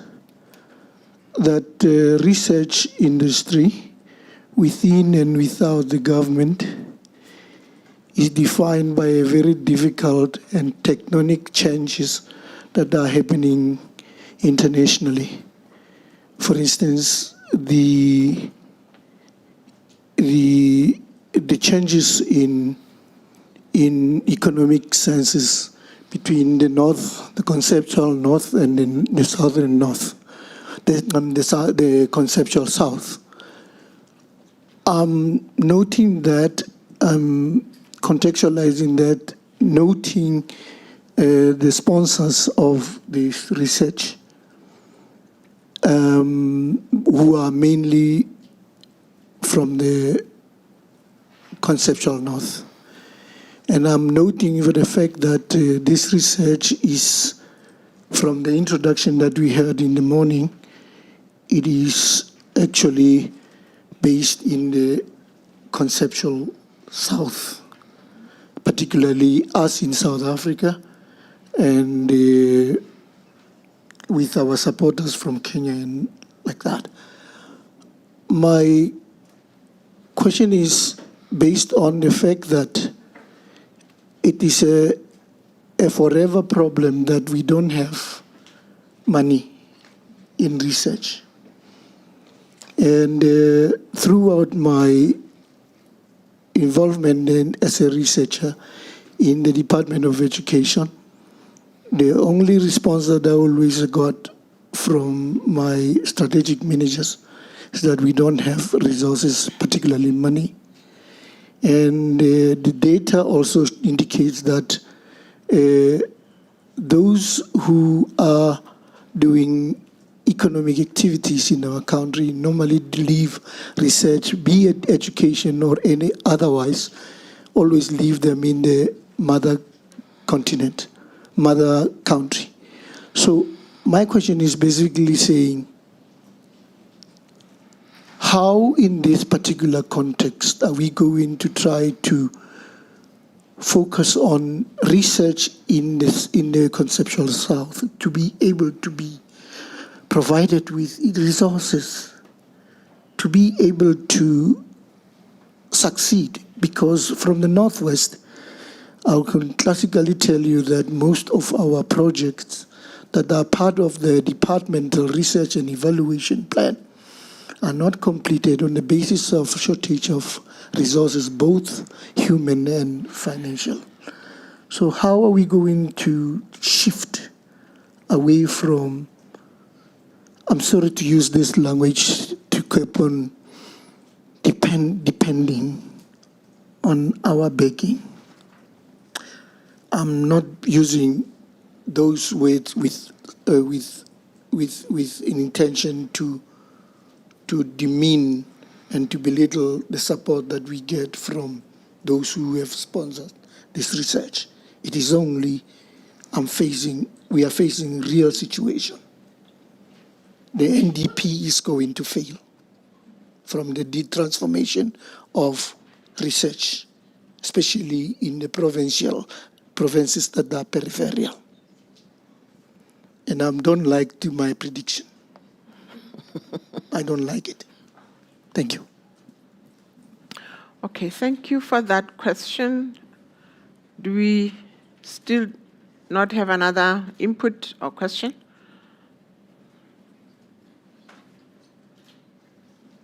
Oh, okay. Thank you so much. Really fascinating. I think it was really a very meaningful research. I'm going to read the full report with interest. One question, just knowing that South Africa as a country, as a government, is highly decentralized, I just wondered, knowing that What Works Hub and your work in other countries, other regions, if there were any special consideration that you put during your methodology, the design and data collection and analysis in terms of, the central decentralized provinces, authority and strategy that they have, because central DBE have a role, the research team, versus the provinces. So I just wondered of any extra care that you put. Thank you.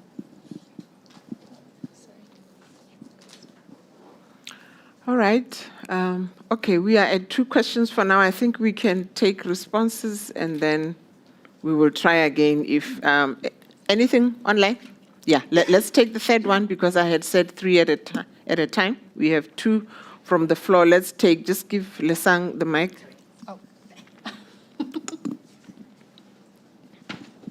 I've got a question from Benita Williams. Curious about boundary decisions for the lab. One can think of the lab as a sub-organization sitting within the DBE, which does EGRS type studies. Another way of thinking of the lab is as a collective impact movement, i.e. research organizations, and DBE and PEDs is the lab where the RCME is providing the backbone support. How does the What Works group think of these kinds of labs? All right, I think we are ready to respond. We had the first one was around funding. The second one from UNICEF, methodology issue, and then the last one on how we conceptualize the lab, DBE, PEDs. Thank you. Thank you, Ms. Mosimehe. I think to the researcher from the Northwest, I would say that putting aside the plea for more domestic funding, I can't really respond to that, but knowing that the Northwest province has been the location for a lot of the early grade reading study research, and that there are many research studies taking place in your province, that one way to get to funding your priorities is to try and forge a partnership with those who are coming to do research in your province. And it's also on them to make that connection with the province. But if you have that relationship, you can infuse the study with priorities of the province, and in that way build a kind of profile. Also with the external, I'm talking about the donor funding now coming to these research studies. Maybe that's one avenue to start building that funding stream to fund your own research in the province. And then to Hannah's question on the methodology, the RCME at national was the case or the incidents that we were exploring, but we also wanted to compare it to other research hubs in government. That's why we interviewed also DPME and 3 of the provinces. But the structure of the provincial hubs was so different to the DBE and often very small because of the resource constraints, that we couldn't do a full study of those units. And we just tried to explain what they were doing in relation to the mandate of the national department. Does that answer it? Okay, thank you. And then I think Benita's questions. Thanks very much for that question. I think it's interesting to sort of conceptualize ed labs as very specific units, and certainly in the case of RCME, that's the case. But with the provincial education departments, I think the way we're thinking of ed labs are almost like a catch-all term, but we're more interested in the functions that these different units can perform towards generating and taking up evidence and data, and the processes that sort of underlie these functions. And there could be different structures at different levels. So if you remember our typology, we were looking at the units that are in government, close to government, and outside of government. And all of these functions sort of straddle across these different types, these different types of units. So we would be keen to learn a little more systematically from all of you in terms of how these functions are playing out at the national level as well as at the federal level, at the provincial level. Anything you'd like to add?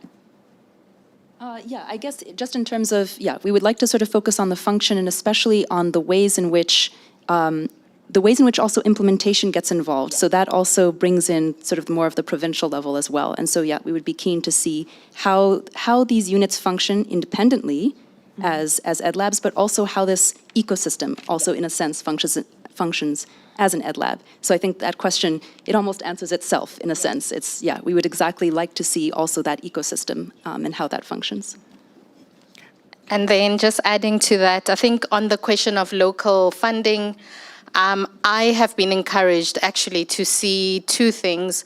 One is even in international funding, that there has been more collaboration and receiving direction from the department, and so less an external agenda that's being implemented. And then locally, seeing more local funders. I think our constant funders who are in the room are Zenix. They have been funding us as a local funder for years. And I think that you make a valid point around increasing those collaborations locally and the value of that kind of funding locally. So absolutely agree with that in terms of people not the actual government budget. Then Benita, I think in reflecting on your question, we would see the DBE as an ad lab, but also see provinces as an ad lab. And then the collaboration or who plays which role differs. So our role is around national policy, it's around what's happening in the country, measuring what's happening in the country. But there definitely context-specific things that provinces are best placed to research, understand, and would have an interest in. And one example I can think of is when we measure reading or literacy, we need to say something about all 11 official languages. But in the case of Gauteng, maybe we have the biggest match because they have 11 languages in Gauteng, but other provinces don't. Limpopo has three languages, KZN has 2, etc. So the kind of findings and recommendations we can make have limitations. Gauteng would need to think about what it means for them because they are very multilingual, whereas other provinces are not as multilingual. And even when they have languages, they have concentrations of language. So there's definitely a straddling between what's relevant for a province and what's relevant for the DBE in terms of both our interest and your second point of the DBE being the backbone and providing guidance. That's a big thing we value. So we do a lot of training, we do a lot of agenda setting that other people can take up that we don't see ourselves needing to implement directly. Thanks. Thank you. Maybe just to add on the funding question and also the last one that you just talked about. I think it's becoming very clear to everyone that funding is a bit of a problem at the moment. Don't expect your provincial treasury, if you're a provincial department or a national department, don't expect treasury to be giving more money. There's no money. That is the language that is spoken today in our boardrooms. And it's about looking around for resources, either reprioritizing what we do as departments to fund maybe functions like research so that they become effective. And therefore, the issue of partnerships and getting donors is very important for every department. For you to survive, to perform certain functions, you might want to look around. And I think his concern was, when are we going to be doing this internally so that we are able to harness, what is within the country, or even collaborate with other countries. I don't know whether we are able to source funding from other countries, but within South Africa, we need to start looking around and see which organizations, which NGOs, which whatever, who is around, who is interested in education research that we can bring on board to do certain things. And I think the last part about DBE versus PEDs, I think because of the concurrent function, it makes it easy for us as DBE to research and touch on provinces, because as a national department which is responsible for policy and also for monitoring, provinces are here at our fingertips. A lot of things we have to do together. So you have a sense of what is happening. And I think the example that she gave illustrates how when you're considering a lab to be provincially based, then you realize that for certain types of research, there will be constraints or limitations, because now in this example, not every province will have all the 11 languages if you wanted to research around that area of language. On that note, let's check again. Do we have more inputs, comments? It doesn't have to be questions. You can make an input, you can make an observation, whether it's something that you liked or you didn't like, just say it. We are here to share ideas and your own interpretation of the research. We will start. One will be here, Northwest will be number 3. There's a hand there. You'll be number 2, and then it will go back to the Northwest researcher in that order. Thank you. Anyone online? One more. Okay, we will take the 4. Okay, Ian De Vega, Western Cape Education Department. Two things I want to one I want to comment, and then I just ask a question around the What Works Hub and other initiatives that are similar, but maybe complementary and not the same. I don't know. In terms of funding, what I found evident, especially within the MTECs, in our engagements with Provincial Treasury, they would fund evidence-based, data-led requests versus anecdotal kind of request in terms of initiatives that departments want to drive. So we are at the Back on Track, massive initiative.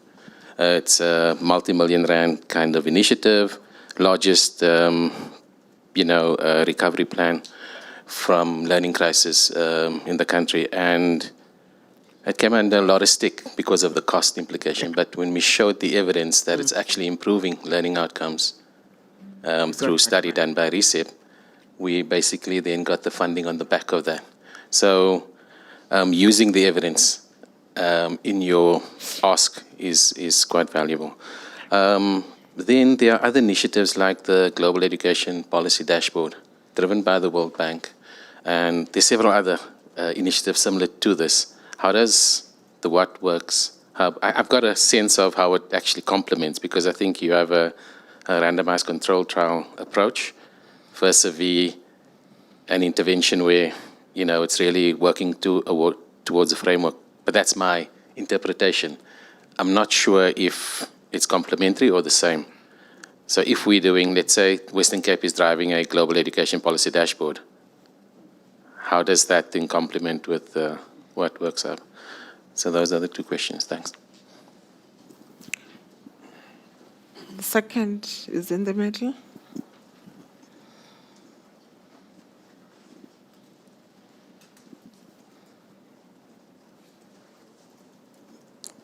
Thank you. My name is Doreen Samuel from the Tanzania Institute of Education, and we are hosting an EdLab similar to this one in South Africa, which is government embedded. And during the presentation on the success of EdLabs, you spoke something about resources and fundraising being one of the most important factors. And as a young EdLab, we know that the project What Works Hub will come to an end. And we are very curious to know, how easy and difficult has it been for you guys to do the fundraising? Because as a government unit, we know that sometimes it's not that easy to do the fundraising. So please, would you share with us a little bit of the strategies, if possible? Or if they're in the report, please tell me the page number. I'll just go read myself. Thank you. I think it also relates to the Northwest question. Yes, you can come in. I wanted to add something in the whole discussion, that DBE, we in the Northwest, we find ourselves where we have to do in one unit, in what you call EduLab, research lab. I would use those interchangeably. We find ourselves having to do both evaluation and research specific. And research, the evaluation is mainly from DPME. When we benchmarked with Western Cape, we discovered that Western Cape is actually way ahead. Their research and evaluation is a branch by itself. We in the Northwest, we are a sub-directorate. That talks to resources and everything. It also talks to the critical point that I want to make. Coordination between the DPE and DPME. Other departments beyond Department of Education have two legs, two sub-directorates. It's evaluation and research. We are still in a situation when we are, in terms of the sizes of departments, the biggest department, the Department of Education. And then we have an added work that is structured mainly from DPME, which is evaluation. And that, I think it must be considered in view of what I said I'll talk to in the first of my first question. So I just wanted to add that dimension into the discussions. Thank you. I think we will take the one online.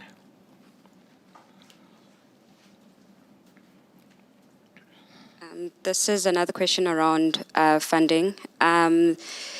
Is or could the National Research Foundation, NRF, be another important source of funding for research, I guess in general, but also specifically for things like the reading research programs that exist?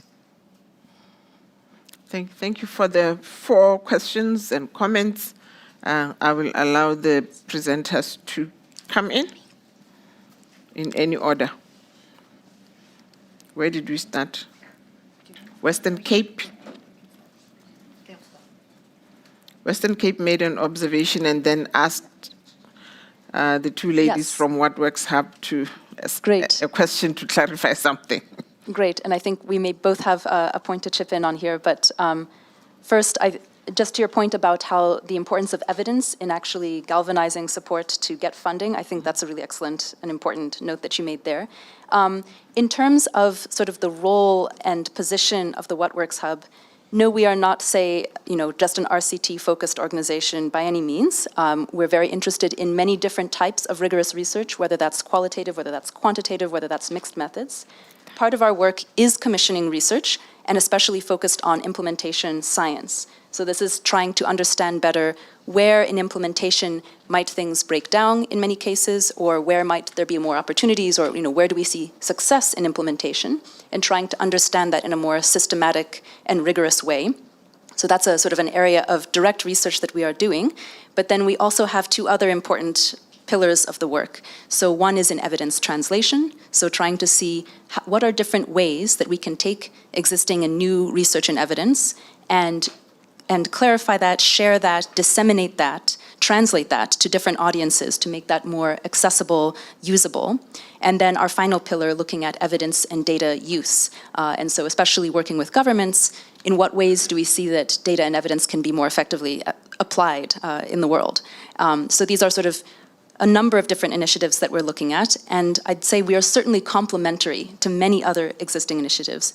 We ourselves are a partnership in a consortium, so we are speaking to you from Blavatnik School, but we have many different partners, including the DBE.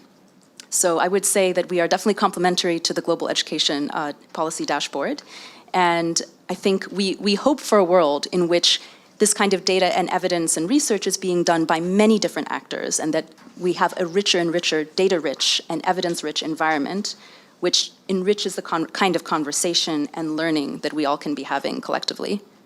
Do you want to add to that? Yeah, Before you take up, we have 4 minutes left. just the last line, I think. respond to all questions. Agreed. Different forms of research, causal, experimental, etc., and the initiatives you mentioned, the World Bank-funded Global Policy Dashboard, and several others, Global Partnership for Education. A lot of these are our strategic partners as well, and we're wanting for these initiatives to be complementary to do the functions that Rebecca just mentioned, to strengthen the data architecture and the sort of evidence ecosystems in different countries. Funding, please answer, Doreen. Sure. So, Doreen, I'll send you some notes. They're all secret. But actually, we started off, it started off small.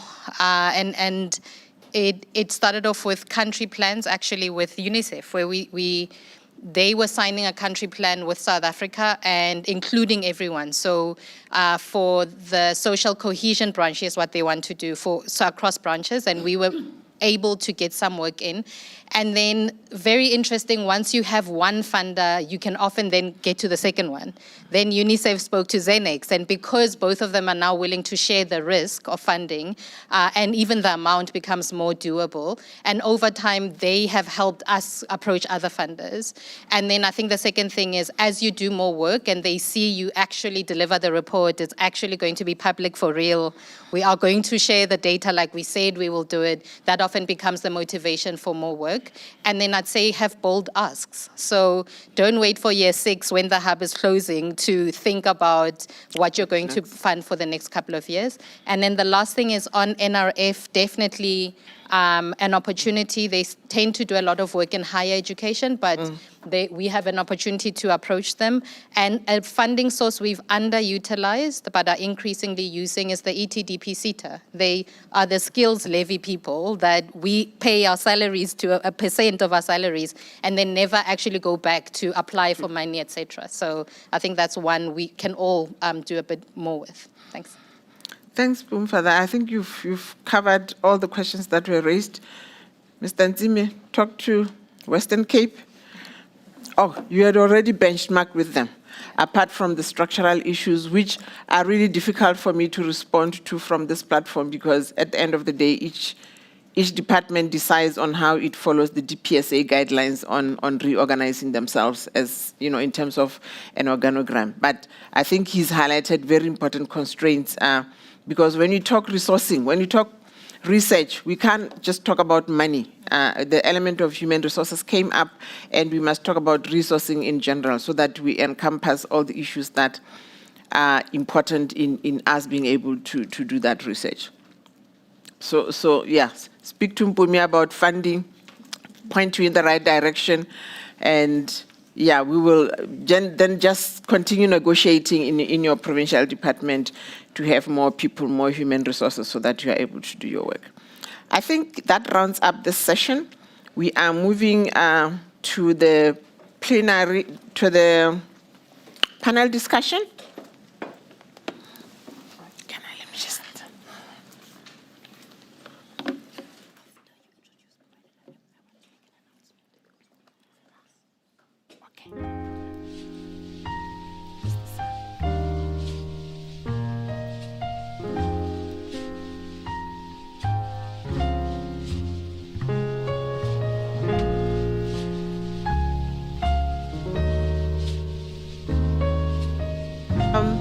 I'm taking you through what's going to happen. I'll just say one thing, and then the rest will be done by the facilitator of that session. I'm going to introduce the person who will be leading the panel discussion, Ms. Spumelele Lutwaba. I guess is the lady sitting here. She currently works for the Binding Constraints Lab, a think and do tank of education, research, implementation, and advocacy specialist. She's currently pursuing her PhD in law at the University of Pretoria with a research focus on the right to read. Over to you, ma'am. I'll leave you to call upon your panel members to come to the front. I think there will be some chairs here, and the podium will shift a bit. So that is the next session that we're going to go into. Thank you. Thank you.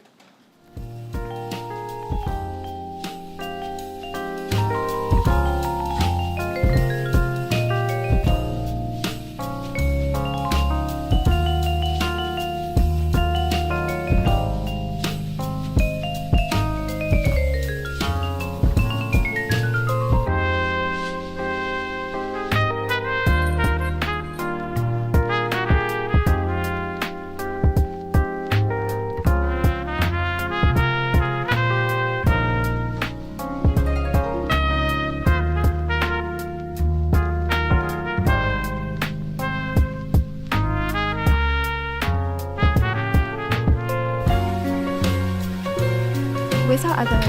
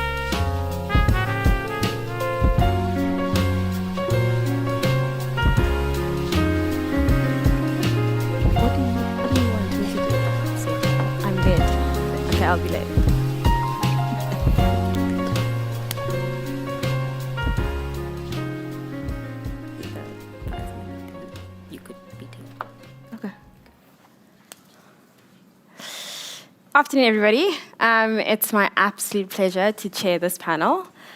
So what we'll be doing today is reflecting on the report and getting into a bit of discussion on some reflections on working in Ed Labs and working alongside Ed Labs.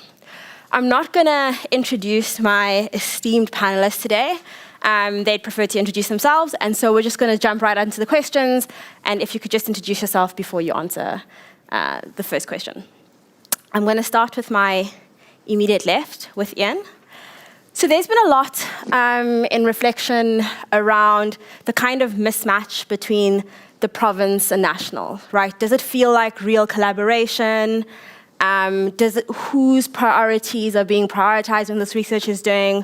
Whose agenda is being driven? And maybe you can reflect a bit about how we might make these relationships a lot more mutually beneficial for both the province and national. Thank you. My name is Ian De Vega, Western Cape Education Department. I head up strategy, research, monitoring and evaluation, and policy for Western Cape Education Department. So, I mean, a lot of it came out of the report itself, right? So they talk about trust and respect. So we need to establish that as the partners. That's national and province. But I must say that with having this HEADCOM subcommittees that we do have, within the planning, monitoring, and evaluation, the DBE is very transparent in terms of what their research agenda is. They're very transparent in terms of the work that they are doing, and they basically share this quite openly with all provinces on that platform. So, we learn a lot, but obviously, so there's transparency and consistent communication around this, you know, and shared goals in terms of achieving that. But I think we are not partnering per se. I don't know if I'm making sense. It's like I've got a research team, and so does other provinces per se, but we are not collaborating on that level in terms of really sharing knowledge, really sharing data, really sharing ideas, coming together as a research, you know, just as a community of practice to genuinely bounce off ideas and pain points and see what those aspects are. So to cultivate that, I started off by the word trust. Right. It's trusting us enough, trusting provinces enough that we will do the right thing, that we will collaborate meaningfully, and that, you know, everything that we would do is really to ensure that we prioritize long-term relationship maintenance through feedback and support, because that in itself is something that we need to establish. And the problem, it's not a problem per se, but it seems like we're all engaging the same partners individually, when if we do that collectively. So I'm speaking to RECEP, but so is DBE. Mm-hmm. Speaking to STEP, but so is DBE. You know, I'm speaking to the World Bank, so is DBE.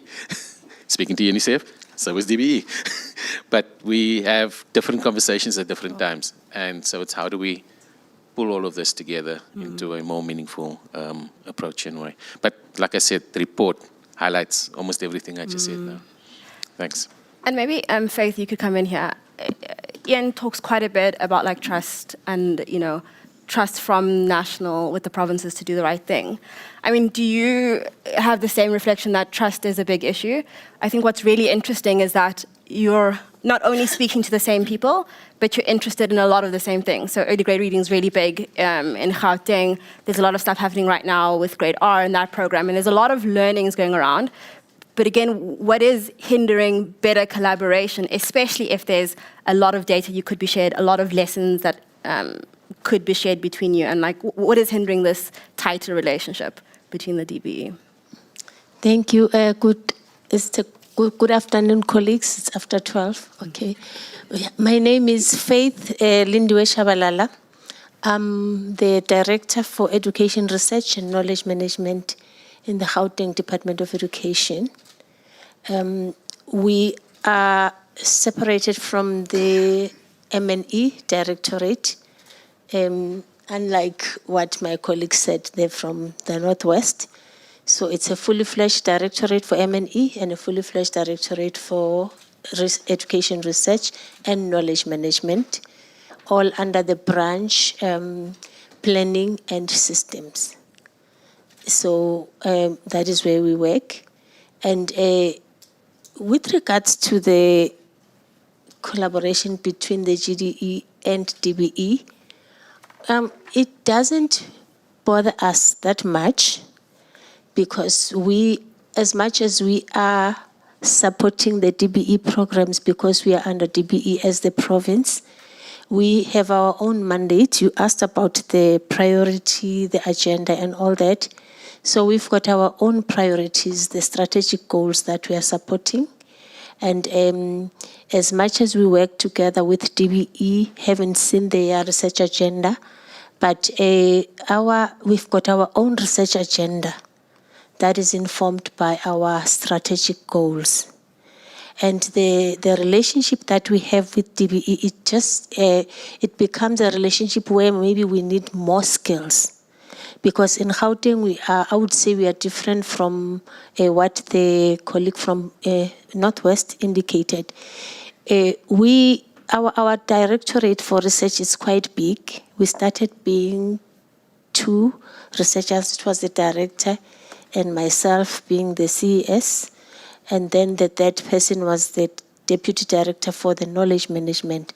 But at this moment, because of that word trust that you mentioned, we are now 20, including the PA. I'm just talking about research, education, research, and knowledge management directorate. So that is how we have grown from 2011 as today we are, our component has got 20, we have got 20 posts within that. Yeah. Can I just push you on that? And how did you get to 20 posts? I know you said trust, right? Are those all internally funded? Yeah. And if so, was it that the GDE started to see more value in research and how it impacted on policy development? Yeah, hence I mentioned the word trust. So when we started being 3, we developed that research agenda. I was the only researcher at that time being a chief education specialist. So at that time, the research work that was being done was only research coordination mostly, where we were just giving approval to the universities when they wanted to use to collect data from our institutions. So it was just about approval, and then also supporting the commissioned research studies. So there was no in-house research that was conducted. So when we started then in 2011, we just drafted a research agenda that was informed by the strategic goals. Then I remember at that time I used to collect data alone, come back, and then did the analysis, and I wrote the reports, dissemination, all that. So it started just like that. So that trust of that directorate that I started with, which was transformations, they started to value our findings and added and implemented the findings, used the findings to improve their programs. So as they started to do that, other directorates started then to realize that they cannot then come up with any framework or policy without it being informed by research. And whoever wanted to commission, when they realized that there was no money for the commissioned studies, they would then resort to us. So when they resort to us, it was a gain to us because it was a time for us to prove them to them that we can do this. So the top management, they saw the importance in our directorate.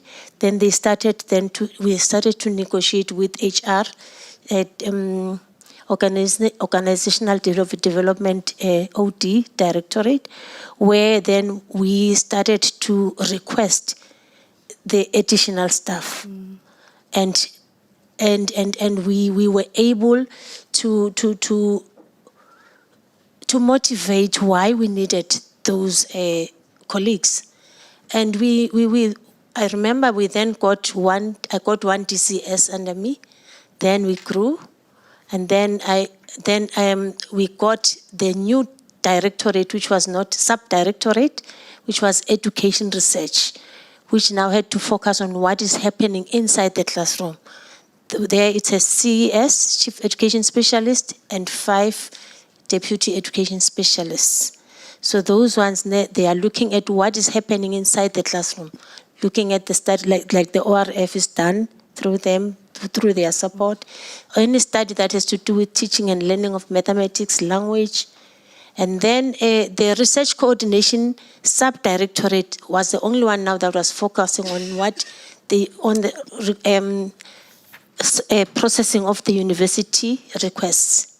Okay. So those are then doing the studies, in-house studies also, but looking at what is happening, what is it that is happening outside the classroom that is affecting teaching and learning, like bullying, substance abuse, and all that. So those are done in-house now. No, and I think those are really important reflections. One on your mandate, right? So there's a lot of feedback in the report about like this limited mandate of just supporting directorates, and a lot of your growth and a lot more of the funding came when you kind of expanded your mandate as to doing your own research, rather than just kind of doing more bureaucratic tasks. I think the second thing around trust is the way we spoke about trust earlier on was one between national and provincial, but then also trust with donors, right? There's a big question around trust within the province, both on what your mandate is and the kind of work that you can do and how you build that. But I think the third thing is delivery. Umbomi mentioned earlier about how they built funding externally was really about being trusted to deliver products. But there's a real question about what are these units delivering within their provinces to their other branches that can be useful, that can be seen as something that deserves more funding. So I think those are really, really good inputs. I'm going to move to you, Dr. Kahembe. So in South Africa, possibly a lot of the problems we're dealing with around alignment or a mismatch between the national and the provincial is because we have this decentralized system, right? And as I understand it, things in Tanzania are a little bit different. It is a centralized system. So maybe some of your reflection on, do you have the same kind of problems given the system you have? And maybe give us a little bit of a background on how it works in Tanzania and how you collaborate with the centralized government. Okay, my name is Joyce Kahembe. I'm working with the Tanzanian Institute of Education. I'm heading the Department of Research, Consultants and Publications. Based on how we work with this EdLab in my country as a centralized government, the structure that is how we work from the ministry level, where we have the Minister of Education that is oversees all education activities in the country, and then we have the Office of President's Office, administrative and the local governments that is oversees the schools, that is also in the teams, and then we come with the level at the institutions. That the Tanzanian Institute of Education is one part of the team, because is where even the EdLab that is there located there, and then we find that we are the one that we have the core functions of implementing the curriculum in the country, and also they have the teams that are the researcher that in the EdLab that are working together. So as a centralized system, by engaging all the parts from the government level to the level of the institutions, to the level of the research, and then we had the mutual agreements of understanding with the clear responsibility with each part what we'll be doing in this research, and understanding the clear roles and where to work, to what extensions, and their responsibility with the sign of the agreements, that memorandum of understanding. It helps each part to work and understand at what extents they will work on this. And then you find when they do all the research, it's not just they do by the one, we do the collaborative planning. Why that collaborative planning is very important. When we do they do the collaborative planning, they make that they suit with the activity, with the strategic planning, with the organizations. And then this, it helps to work closely with the needs on what that the particular times we are doing. And not that only it end up, also we have the structure way of communications that it involved from the research themselves that they do it weekly, and apart that they do it weekly, and also that I come in, because I'm not the part of the research team, I'm the heading of the department, and that is attached to my department. So they report quarterly on what they are doing, and then by doing that, because they cannot go and report direct to the ministry level, what they do, they will communicate at the department, and then that it will go to the management, and then that it reports to the advisory body for the year. So you find the advisory body with the other organizations that they are involved in. This is make in the centralized way of the government to make the collaboration strongly with the clear role for each party to understand what to do to avoid the overlapping and the understanding what part will be doing. Sure. Okay, thank you. I mean, to move to you, Gail,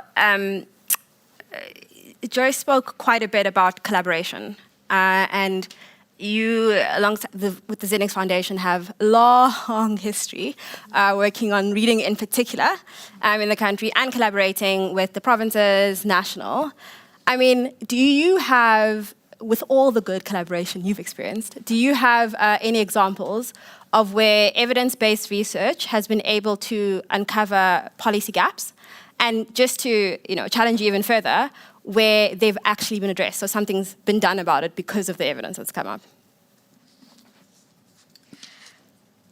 Good afternoon, everyone. My name is Gail Campbell, and from the Xenix Foundation, and we're a private foundation, and we've been working in education for the past 30 years. And I think firstly, just to talk about the relationship between Xenix and government and how we've seen the work. We've always said our mandate as a foundation is in support of government and public education. And I suppose that was the first principle we took that drove the collaboration. Where we started to look at building the evidence base, and particularly started to work with the Department of Education, is at the level of where we were working at Xenix in research and in project evaluation. We were working at a very small scale and looking at evaluation of pilots, and thinking about, well, if we were wanting to take that kind of work to scale, it would make sense to partner with the departments and look at how we can build that evidence of what it takes to work at scale. And I think that's where the collaboration came, and that's where the drive came to work with the department and in the early days on the early grade reading study. Have we seen it take shape? Okay. In a number of ways, and I'm glad Karin mentioned that there's no linear pathway between evidence and policy and practice, and that interrelationship between policy and practice. And just one is it has stimulated other research. Stimulated other organizations that also started doing work on literacy and building the evidence base. The second is we can see it in the practice, in thinking about what's this package of resources, what's this minimum package of resources that's needed to drive literacy in improvement. We've seen it led to other research, like from the early grade reading study to the benchmark research. So it's had a number of, let's call it, tentacles in how this evidence has continued to develop and build the knowledge base on literacy. Okay. I mean, and I do want us to sit on this issue of, like, is the evidence implementable? Where does it all fall apart? But also, can we replicate some of these ed labs in different spaces? So I think maybe just to come back to you, Ian. One question is around some of the recommendations around replicability were on things like they need protected time. These units need protected time to do some of this research. It needs to be presented strategically, internally, in ways that people understand, in ways that people care about, in ways that align with priorities. And then also there needs to be a lot more collaboration. You know, does this feel like a unicorn? Or are these things replicable? I think the other question on that, you know, not to put too much on you, is one of the things that seems like where implementation, at least, of these lessons or implementation of new research falls apart is at the point of there are actually bigger bureaucratic tasks, you know, that take precedent. So can you find the space to do this kind of deep research, or are you finding yourself constantly fighting between these two priorities? Okay. Yeah, so one of the things that I must say Western Cape is very fortunate is that we've got a minister or an MEC that is wanting to see the bottom of the pond. He wants to understand, he wants to work with the data, he wants to understand the evidence, and he wants to make sense of that. In fact, he's also leading now on research questions and given us some you know, focus research that we need to drive. One of the areas that we find very problematic in especially high-value projects is it does not start off with a theory of change context. It does not baseline itself. It is, so you're almost working with you're trying to get a research study design that mimics what they did, but physically there's no theory of change. You know, it's like that input, activity, output, boom. But then they didn't focus on what outcomes they're driving for and what impact.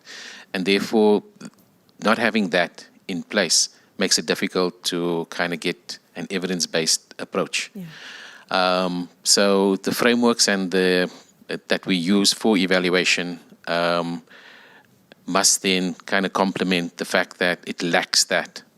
And working with higher education departments, and I must say, again, Western Cape is fortunate in that we've got University of Stellenbosch, UCT, and UWC, and CPUT on our doorstep with really, really good researchers that emanate from these institutions, and also having the local kind of like the RECEPs, you know, your systems thinking education programs for policy making, your SDUs, and all of these, right, from UCT, contributing to our research agenda as well.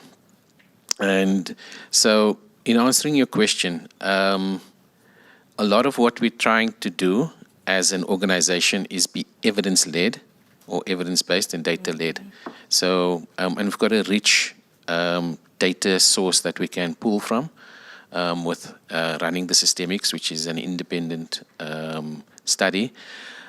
So there's a richness of data there in terms of itemized data for, so those that don't know the systemic evaluation, it's the exit levels at each of the phases. So you've got grade 3, which is an exit for foundation phase. You've got your intermediate phase, grade 6, and then the exit phase for the senior phase, grade 9. And we do the systemic testing annually on the entire cohort within the Western Cape. And that gives us a richness of data to be able to trend and look at the impact. And when COVID hit, that is where we really saw the value of this data when we were analyzing the learning crisis, right, and how deep that learning crisis was. And we could basically then identify where the areas were that we needed to focus on and foundation phase was the area that genuinely suffered due to COVID. So having the correct skill set is one part, but having the tools is another. So in government, we struggle to procure things like Stata, believe it or not, or SAS, or whatever other statistical package you want to use, because we have to go through SETA, the SITA one, not the SETA one. And that is a prolonged, protracted, very cumbersome process to really get the resources and the type of, because you've got your propeller heads in there. You've got your data scientist, you've got your economist, you've got your GIS specialist, your social science specialist, your data analyst. You've got all these guys there. They're all lined up, but they're working on Excel. So, and I'm not dissing Excel right now. I'm just saying there are other better software packages that can allow us to move faster and to make more inferences on the data that we do have. Okay. The other aspect is that there are branches that have gotten onto, the research culture or the culture of research in M&E. So our curriculum branch is like very strong and really pushing a strong research and M&E culture, and to a large extent our district and circuit managers as well. But in the corporate setting, we still don't have that research culture, like your HR, your finance, and those guys. They still all about 1 + 1 = 2, and DPSA says we must do it this way, and therefore thou shalt. Sure. Regardless of what research is saying we should do, and the talent we should recruit, and how we should facilitate. Anyway, I see there's a 5-minute check there. So, I think what's interesting that's coming out from both of you is really about where the research is driven from, or the want for the research. So there's something about the political push on it. There's something about senior management valuing it. And whether this is replicable or not, these conditions for success will depend largely on that and what the culture is within that department. But I want to pick up on what you said, Ian, around partnerships and how they've been really important. And maybe bring it back to Gail on this one.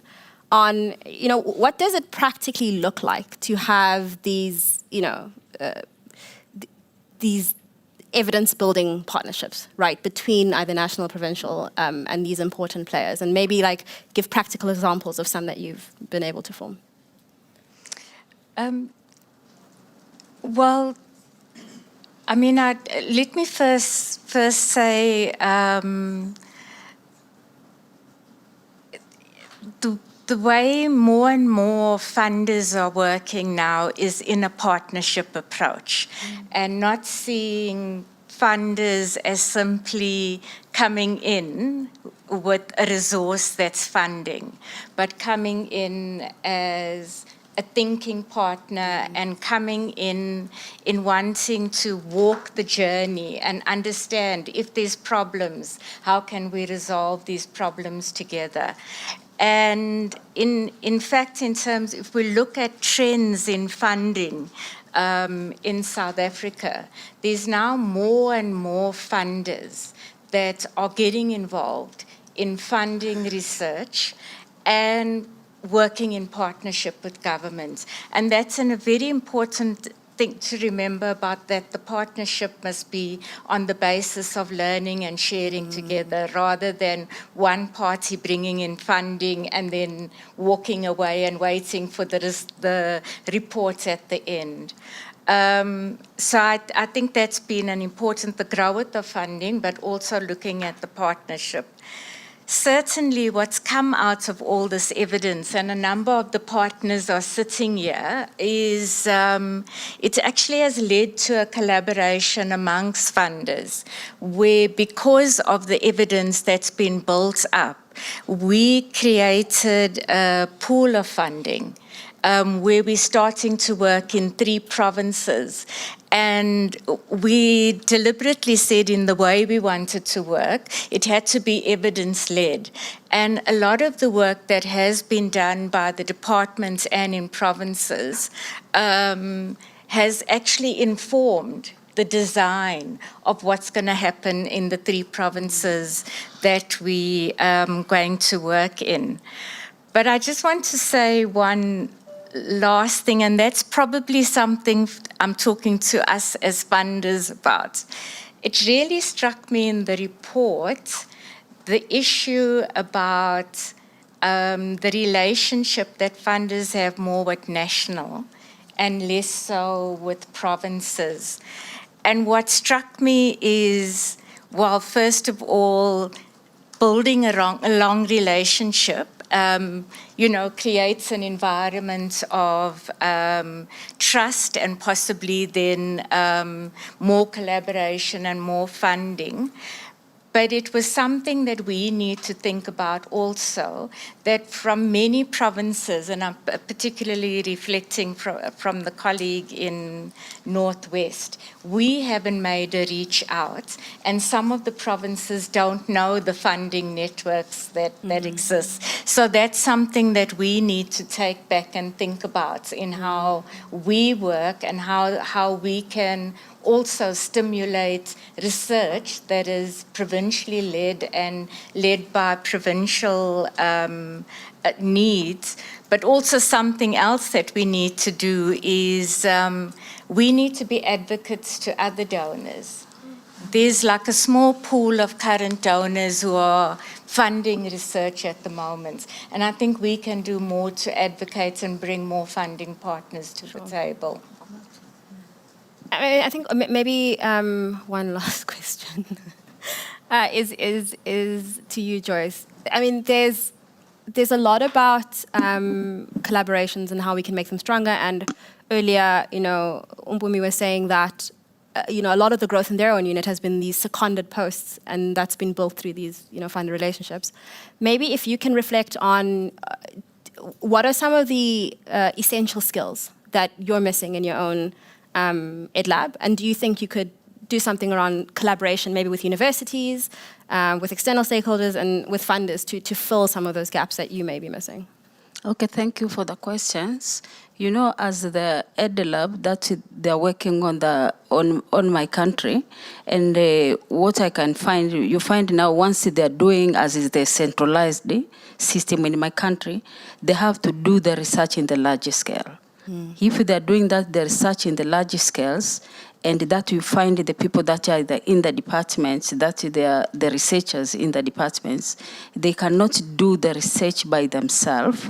They can do the research in collaborations with the specific personnel in the institutions. Example, they want to do some kind of the research, maybe they do on STEM subjects, maybe they do on methodologies, and what they have to bring in the curriculum specialists to work together. So what maybe the things I can say is on capacity building for the officers within the departments on how to conduct the large scale study, example on methodology issues, on quantitative and qualitative methodologies, on data analysis, on designing the questionnaires, on analyzing the data themselves. That could be very helpful for the capacity building that maybe would like.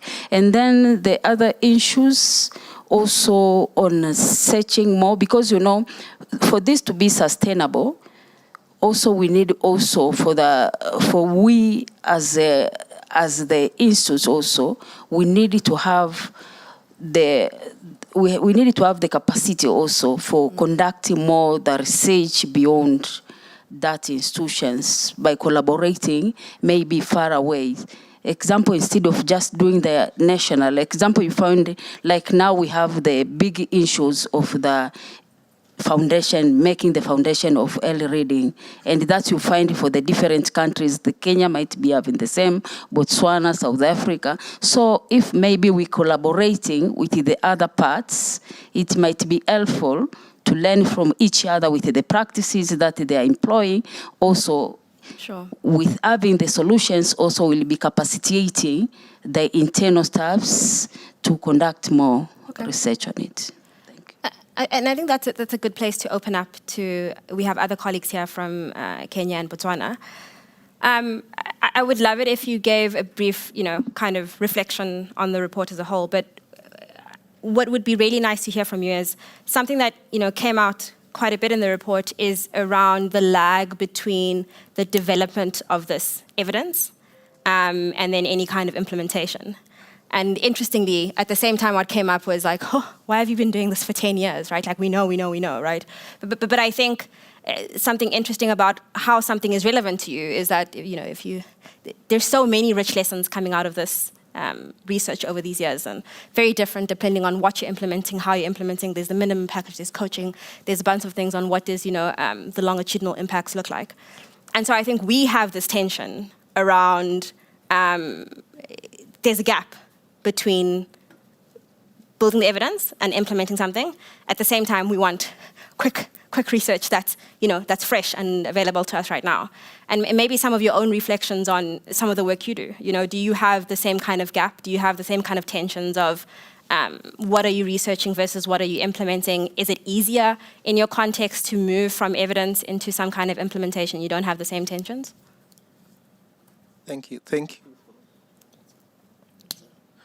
Thank you for that question. My name is Mjumba Frederick. I work for the Ministry of Education in Kenya as the Director of Kenya Education Management Information System.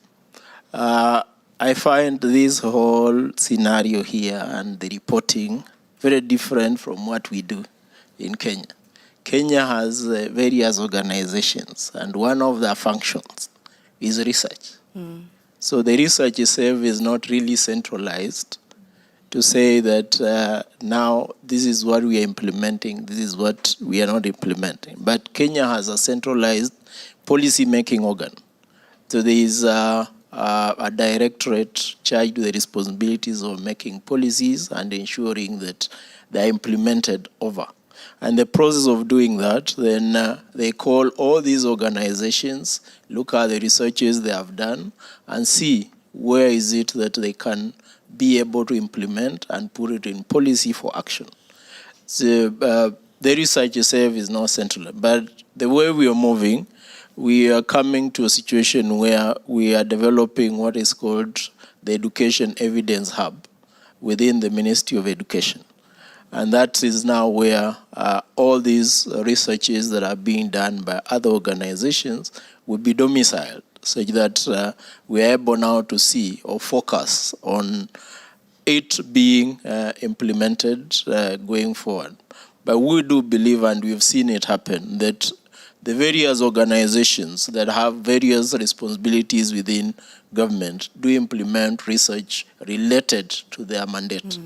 Like if you take, for example, the Kenya Institute of Curriculum Development will always change curriculum based on the research that they have undertaken and indicating that we are moving this way because this is where it is more beneficial to the country. Kenya National Examination Council will also undertake research in terms of assessments. What is it that needs, or what is it that we need to change in terms of assessment? But generally, all those will be coordinated into one policy statement, generally called sessional papers, to be able now to be implemented on a wider scale. Just like South Africa, Kenya has two governments. There is the national government and there is the county government. But luckily for us, the national government is charged with all responsibilities for policy making in the whole country. So county governments have no policy making role, and therefore will also coordinate with the director of policy to be able to implement the research going forward. Thank you.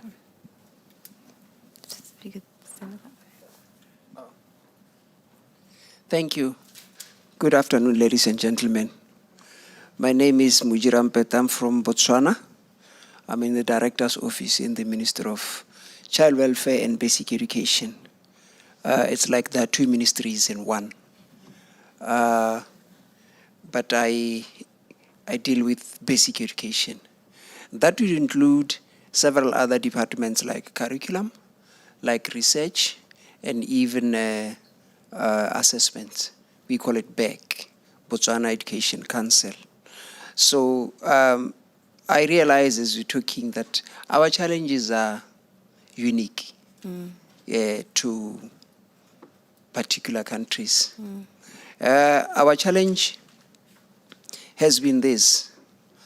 I'll simply say we usually have good programs, good policies in place, but we take much time to implement them. Sure. I'll just give an example before I touch on what you were saying, that we had a policy that was supposed to be implemented in 2015. It is called OBE, Outcome-Based Education. Before I... Been there. Before I went to school, I schooled in Kenya. I just came back end of last year. I was away for 4 years. So when before I went there, the whole issue of OBE was on my table. And I left. When I came back, it was still on my table. And when government changed, because we changed government last year, when government changed, they came with a different philosophy altogether. Yeah, instead of OBE, they now call it STEAM. Okay. Yeah, and in OBE we had STEM. So now you can see how it's building up.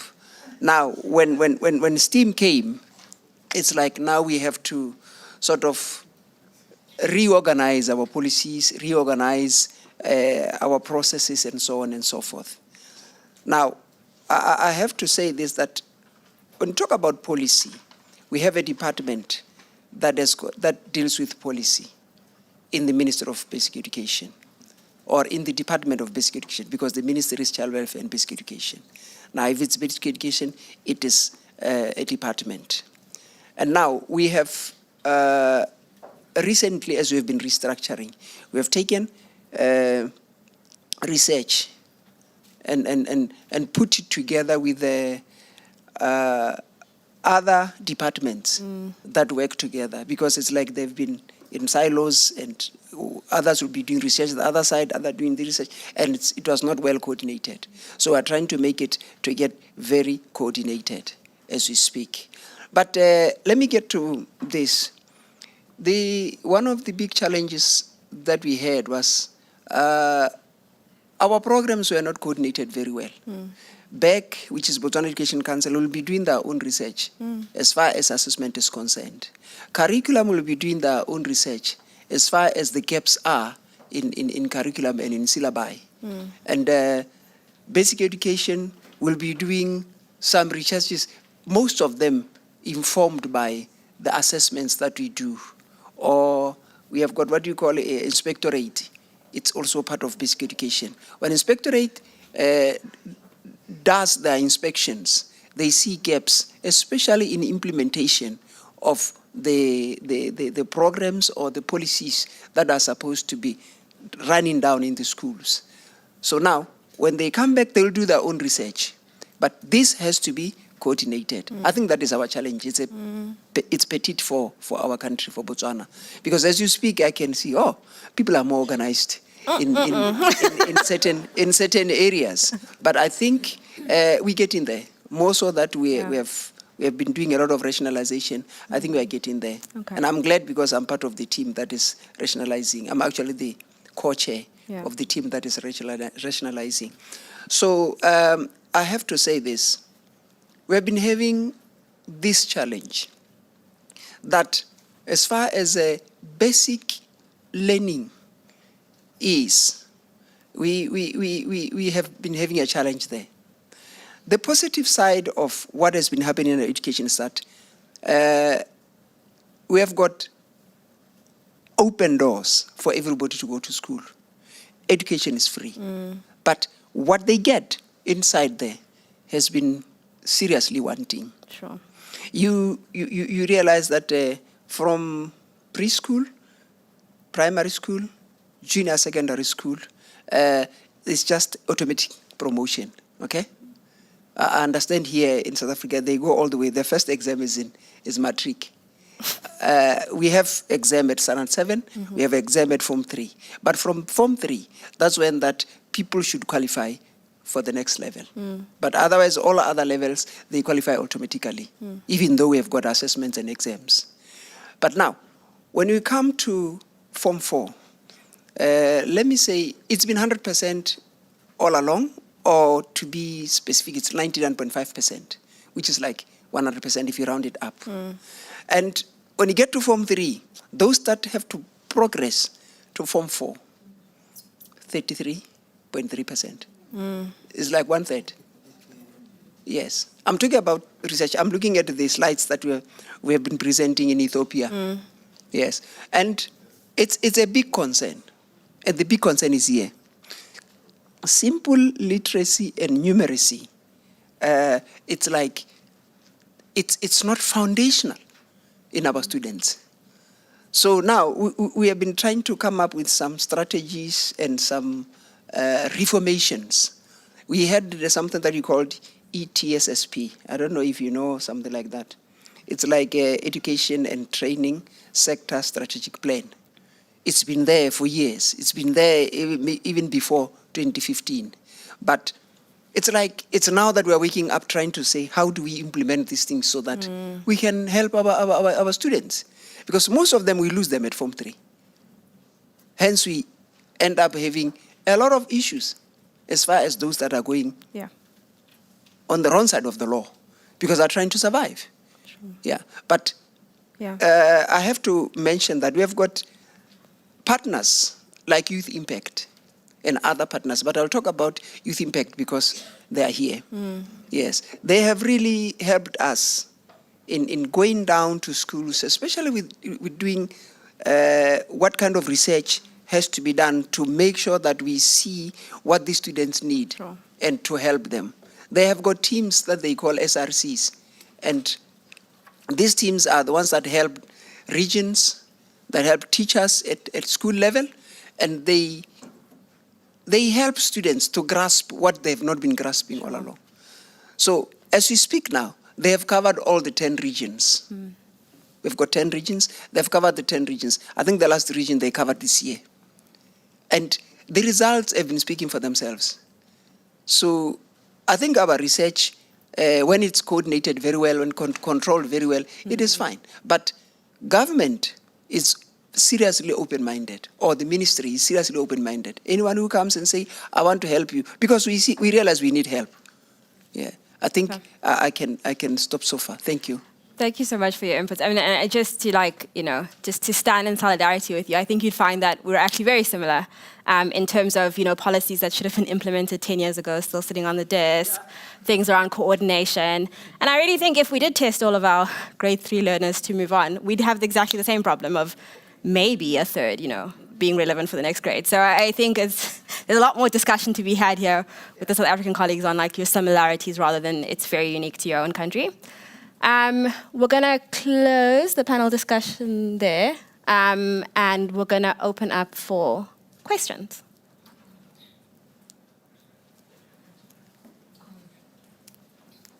See, question over there, 1, Northwest. Question 2 is on this side. I'm sorry? Of course. Question 3 is from our chair, our ruling chair, and then maybe one more question from Bumi.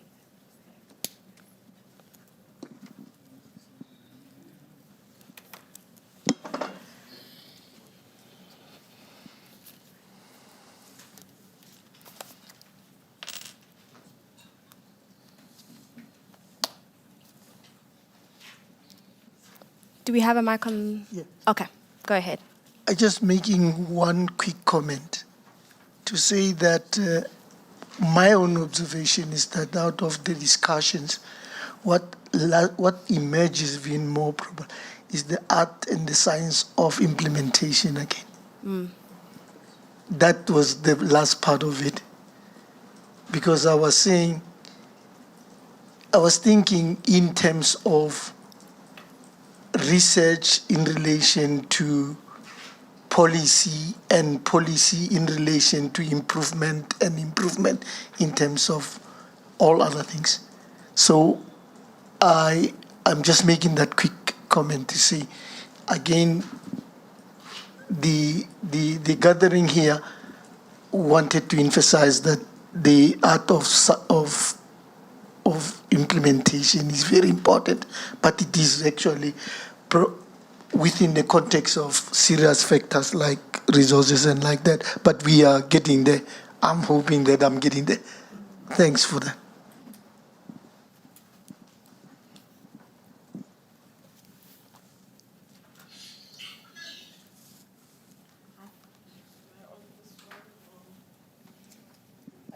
Thank you. A question for everyone, actually, I would say. In any scenario where a program is being implemented, we all know that there is always variation in how that implementation is going. There may be some regions, some provinces, some districts, some schools that for whatever reason are doing better, some that are struggling a bit more in terms of the outputs or the outcomes that we're looking at. And I'm wondering, what sort of roles do you see, or how is it that this kind of variation can also influence what we study or influence the questions or ideas that we have? In the literature, we talk about positive deviance, where there are some successes that are unexpected. How do we learn from that? So curious, when we talk about how we decide what to research or what is the research agenda, how do you see the role of different actors in the system in surfacing these ideas and questions from the ground?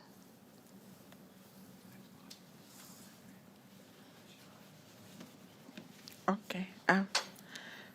My observation, I don't know whether I should ask as a question, but let me thank the panelists for sharing a lot of information with us, especially from other countries. Sometimes you look at yourselves and you think you're doing it right or you're doing the best thing ever, and then you learn a few lessons from other people. I just, something interesting that came from our Botswana colleague regarding, when the new government came into power last year, they changed the curriculum from STEM to STEAM. So is this a case of, changing something without using evidence? It's just something to think about. You may respond, you may not, but it is something that I think we can relate to, where sometimes, a lot of times actually, things just change because the next person thinks, no, that this is not working, without trying to use any data or any analysis before they can move ahead. It's just a hunch of an individual, or in this case, a political party that takes over and makes such decisions, which have a very serious impact, in the whole country, because education is something that must actually lead towards human development in any country, to lead to economic growth, etc. So I just wanted to check whether they did anything or they just changed as they came in. Thanks. The last question is for me. Sure. So I think my questions are, the one is for Gail, I think, and this is about an evolution in focus. So I think seeing the next consortium of funders moving from working just with the DBE to moving to working direct with provinces. Any reflections and thoughts about how that process has been going and what could be strengthened? And then a second one on shifts in focus and conversation. So you have been funding research for a long time. What are some of the ways people are thinking or talking that you've seen that has changed? And then for our colleagues from Botswana and Tanzania, the question is, how do you deal with public engagement when you have inconvenient findings? So we have we have like a big media machine, education crisis for 20 years, that kind of reaction to research. Do you have the same kinds of experience? Do you do a lot of public dissemination? Is there a lot of public response or not so much? And if you could say a little bit about who drives that response. Is it the ordinary, everyday person that's responding that way, or is it which parts of society are actually engaging and responding to findings? Thanks. We're just waiting for the microphones to come back. Okay, so questions, just as a reminder. So one was the comment on, does it all fall apart at implementation? Is that the message for today? 2, how do we deal with variation in implementation and how those things surface? And do we use that to think of what to study next? 3 is specifically for Botswana. Was the change just a case of making a change that was not evidence-based? 2 for Gail on reflections of moving to national and then provincial, and then what are the changes in conversation looking like? And then finally, the colleagues from Kenya and Tanzania, how are you dealing with when you come with very inconvenient findings and the media's coming for you on no one being able to read? So who wants to begin? Gail, can you? Perhaps I can reflect on Mphomi's question and the question of finding out what, implementation. Of course, when you implement, you're always finding out what works, what doesn't work, and some of the more obvious things like, you may be dealing with curriculum matters when you're training the teachers, but teachers keep saying to us that when the children get to the grade, the children are not ready for that grade. So certainly, and I'm going to link now to Mphomi, certainly out of implementation, what we've found is now an increasing discussion on, first of all, how to address this challenge of children not being grade ready in the design of our interventions, and perhaps even looking at interventions that address some of these learning backlogs, like the Back on Track. I know Gauteng's doing something around looking at that, and that's certainly come out of the work that's been done already. I mean, just one practical thing I wrote when I heard that note about the provinces, and I thought, okay, the DBE, there's convening sessions that you have with the provinces. Is it possible that you can create a forum where between some of the funders that are funding research so that we can just begin to talk to each other about, first of all, how we operate and also find out what are some of the research, what is some of the research that's happening and what is some of the research that needs to happen. Okay. Maybe to respond for the first questions, that he said that most of our discussions was more on the problems that on conducting the research, but he didn't see on the research that have been used as the evidence for the improvements. But in my country, as I keep saying from the beginning, that the collaborations and the agreements in the decision making on what they do in the research hub, it has the positive implications on use of the evidence. Because from the beginning, the hub had to discuss and agreed on which area to concentrate on doing their research. Example, in my country, we are rolling out the curriculums. And also in rolling up the curriculum, one of the things, also we trained the teachers. And the teachers, we trained them for the rolling up of the curriculum. And then once they come in, one of the research they did was to look on teachers' knowledge retentions, because the knowledge retentions, that is the key things that it will help them to translate the policy into the practices. When they did the phone survey, they did by the kind of the phone survey.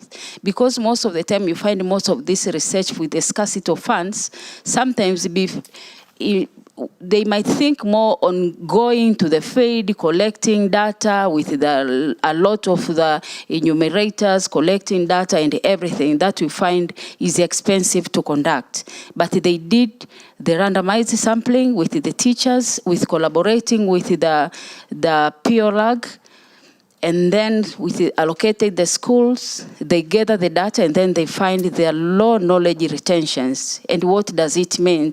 It means the teacher, they will have the problem to put the theories into the practices that it informed us. And we find with this evidence are constructive and tangible for solving and supporting the implementation of the curriculum. And you find at the beginning when we roll out, we use the casted model where we train few ward education officers and SQA that were the one who went down to train the teacher for the curriculum implementations. And we find with the casted model, maybe the loss of the informations. So when they give us the evidence, we took in the evidence and the government changed the model for implementations. So we did the kind of face-to-face training for the other phase that we proceeding in. And you find that because it was timely, and then you find it is sweet with what we were doing, we use the same budget. Instead of continue doing with the casted model, what we did, now we use the technology. We have the smart class. So we are conducting the training with the smart class. So what we did, we just put someone that will be supervising on those centers, and then we found all the teachers, they are getting the training from the same center, and that it is organized regionally. So this, we use the evidence, and we are very supportive on changing the modality of our training. Sure. So the evidence is well channeled, suit with the priorities of the governments and what really needed the government it wants, and that we found the evidence will become constructively and tangible in solving the challenges that we have, that we found it was easy to take in. Thank you. Thank you. Panis, I'm just going to say, we do want to take one more round, so if you could keep your answers succinct. Okay, I will keep my answer short because there's one was a question that came from Rebecca. How do we, whether the roles do influence what we study? True, because our country is made of different people with different cultures, and implementation will generally indicate which direction to do research on, because different people will have different ways of, or they will get different parameters in terms of implementation. So then that determines how some of the researches are done. Research agenda is set from the country's visions. Generally, we have a Vision 2030, which talks about human resource development. What is it that you need to implement towards that? So every time you set an agenda, the agenda relates to the human resource aspect within the vision. The issues of changes without evidence are evident also even in Kenya. Sometimes, generally when governments change, there is always education becomes a campaign issue.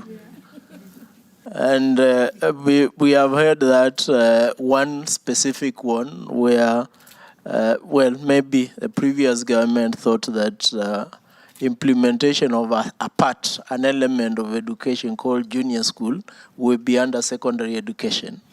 And when the new government came, they said, no, it should be part of primary education. So that is always there. We have dealt with some very serious issue of dealing with the public, especially media, where they didn't like some finding. Like we had a finding in terms of education at senior school, where it was thought that we shouldn't make mathematics compulsory for all the learners. Reason is that they were just failing, and probably we were forcing people to do mathematics when it was not necessary. And when we went for what you call county dialogues, people are up in arms that there is no country that survives without mathematics. So the government was forced to reintroduce mathematics as senior school as a compulsory subject. Thank you.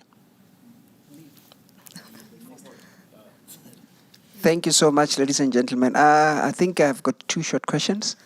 The first one is about changing from STEM to STEAM. I would say when the ruling party came in, they actually sent a delegation of doctors and professors who said they have made good research. And now they are telling us the direction which education should take. And that was one of their campaigning strategies. So they said we are actually implementing what we have been saying when we are campaigning. And I think in a way, when I was sitting in the office, I think our research office has not been very active, has not been felt. So even if they came and said we are not doing anything, we are coming with this, how could we say no? So I think there was like a gap or a gray area as far as research was concerned. So whatsoever they came with looked like gold. Let me get to this one. Somebody asked the question and said, how do you deal with the public? I think especially in relation to funding. I think I have to say this. We now have a new challenge. For many years, we have never had that kind of a challenge as far as funding was concerned. Even the NGOs that were coming to help the ministry on any issue as far as education was concerned, it was the government that was funding them. But now, we have this challenge whereby we have gone low on funds. And we are now campaigning and saying we need the PPP model, whereby the private partnerships will help us reach the objectives of our education, because our funds have gone seriously low as far as government is concerned. But I still have to say this, education is still free from A to Z. And those that go to university, go to tertiaries, they're still getting their stipend. Sure. They're still getting their allowances. So education is still free. I don't know of any other country that does that except Botswana. And I think, I'm not saying this because I'm bragging, I'm saying it because I think we need to reconsider what we're doing. Because I don't think we can keep this forever, like the way we're doing it. But as we speak now, other companies are coming, NGOs are coming, they say we will help you without being funded, like Youth Impact is doing. Thank you. Sure. Thank you. Okay, a very short insert. In terms of evidence policy and then the implementation or the practice thereof, right? I must say that education is not void of evidence.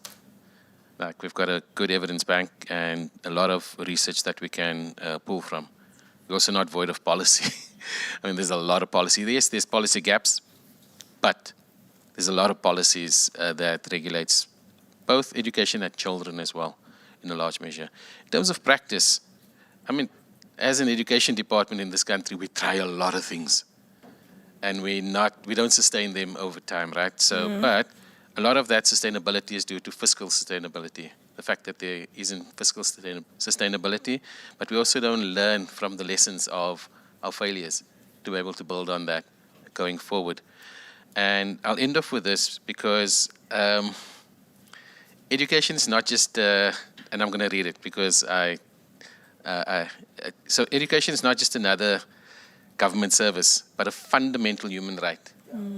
And a key driver for personal development and national prosperity, enabling social mobility and economic growth.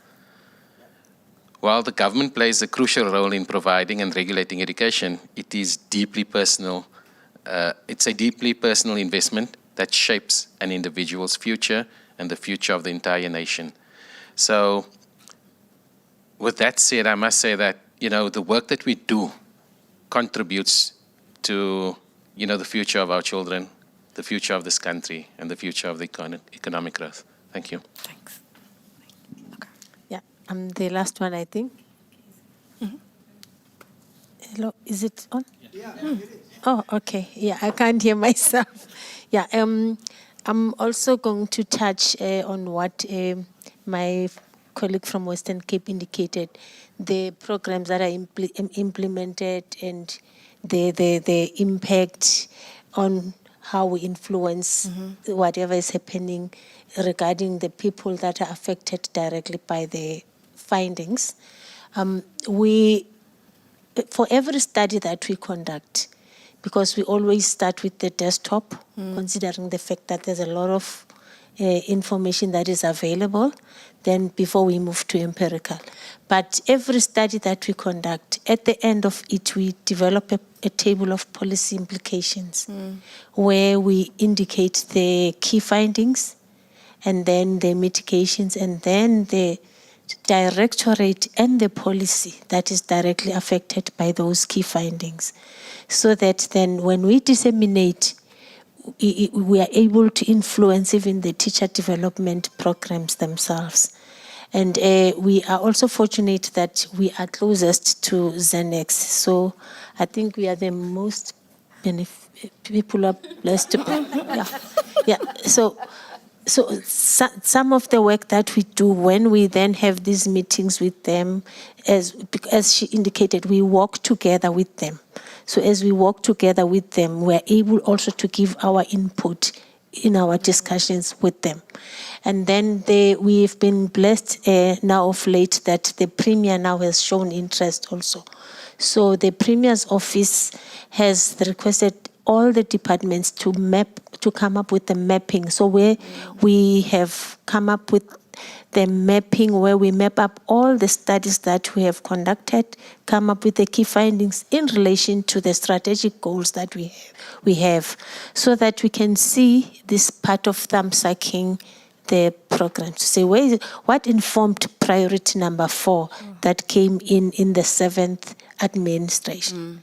So what is it that the research in the 5th admin, 6th admin said in relation to what is now recommended as a priority in the 7th administration? So the mapping came up very nicely because we've got mathematics-related issues,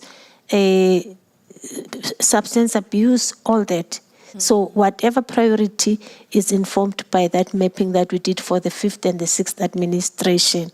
So when we come up with our findings, we then have the dissemination strategy that we have so that all these findings then can be able to be shared with all the relevant stakeholders.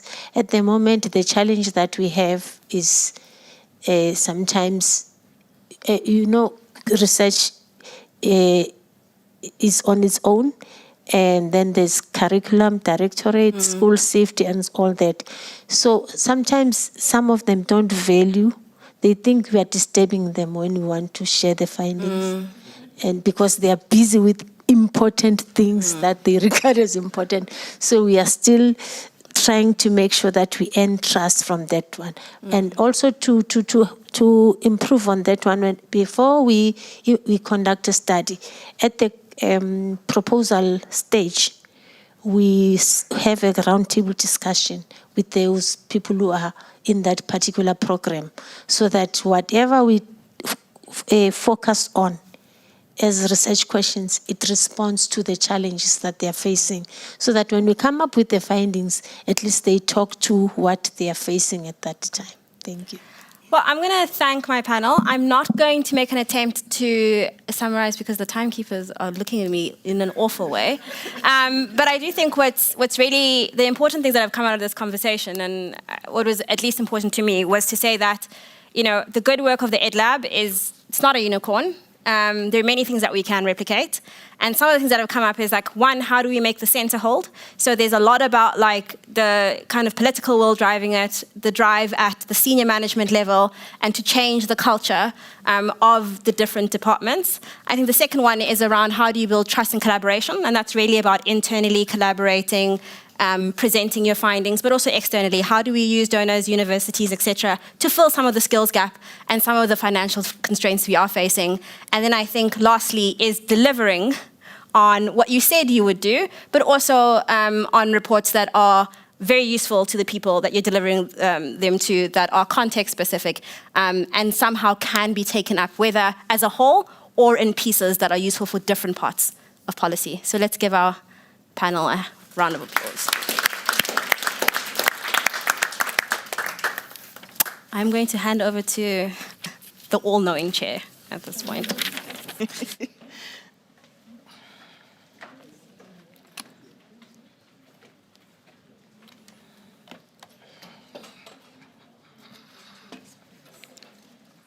I think I'll also sit down now. Do we need a podium anymore? Can I use this chair? No podium for me.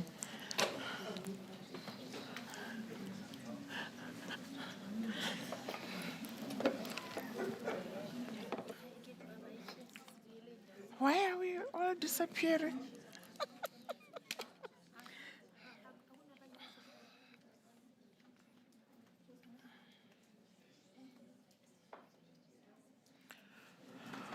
Really?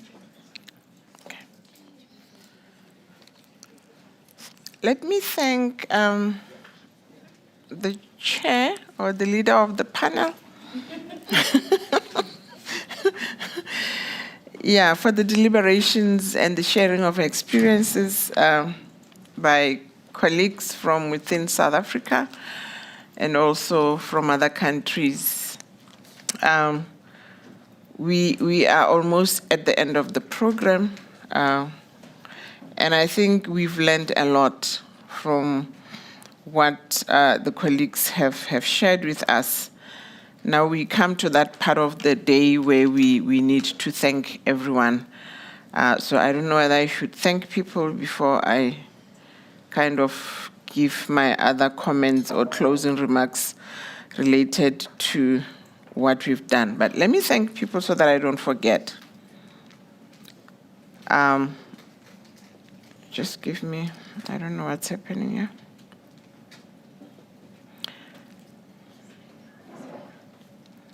There's something I did that is, Kolasa? You had written some notes for me.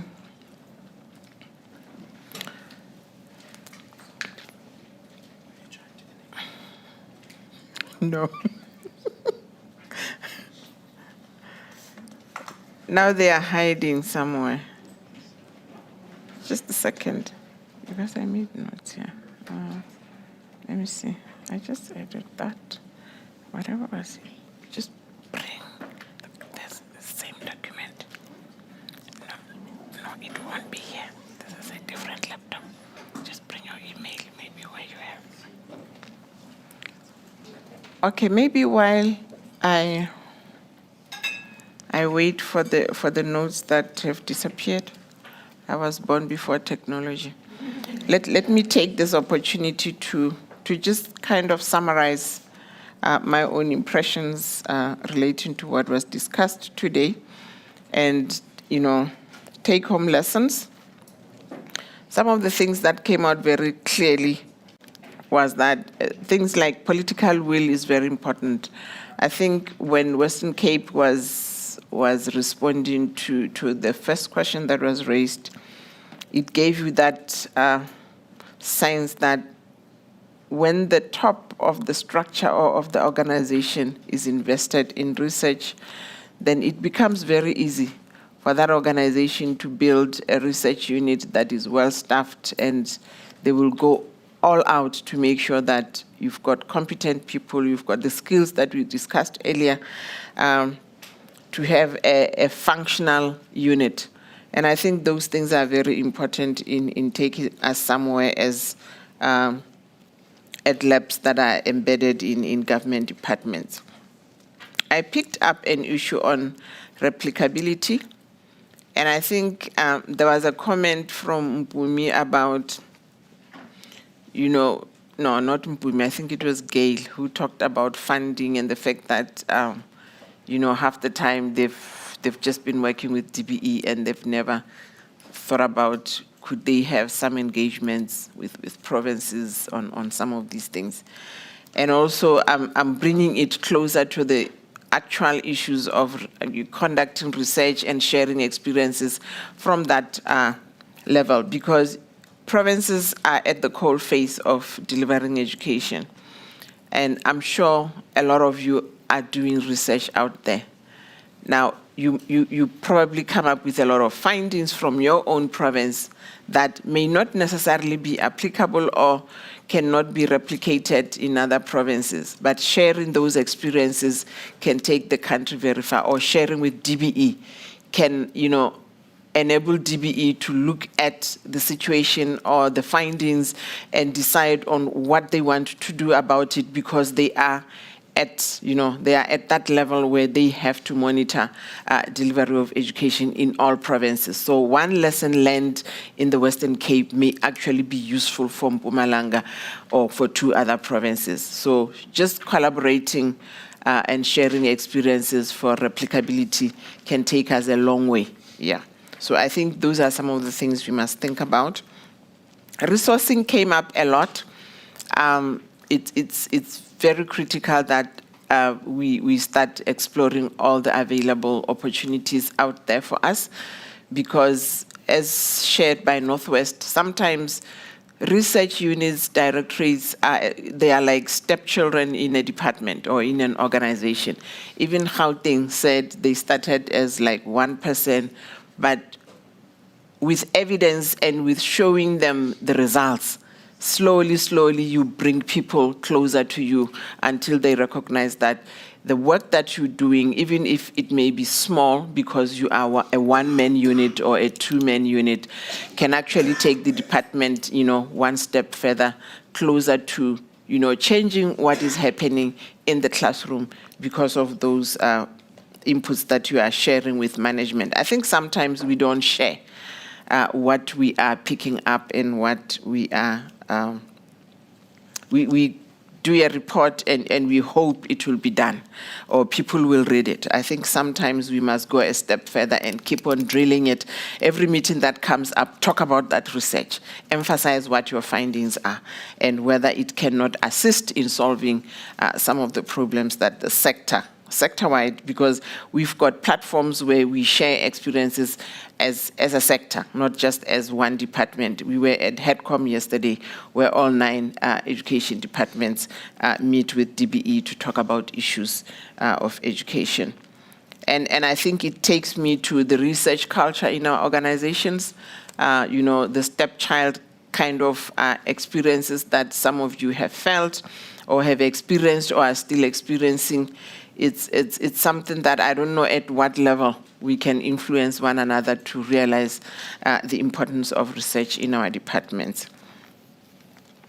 And therefore, as lessons for the future, we need to think about these things. And I'm just going to go through some other points that relate to what our next steps should be about. We should speak about concrete ways to support PEDs. I'm talking about DBE here, and even the funders, because some of the inputs were coming from them, so that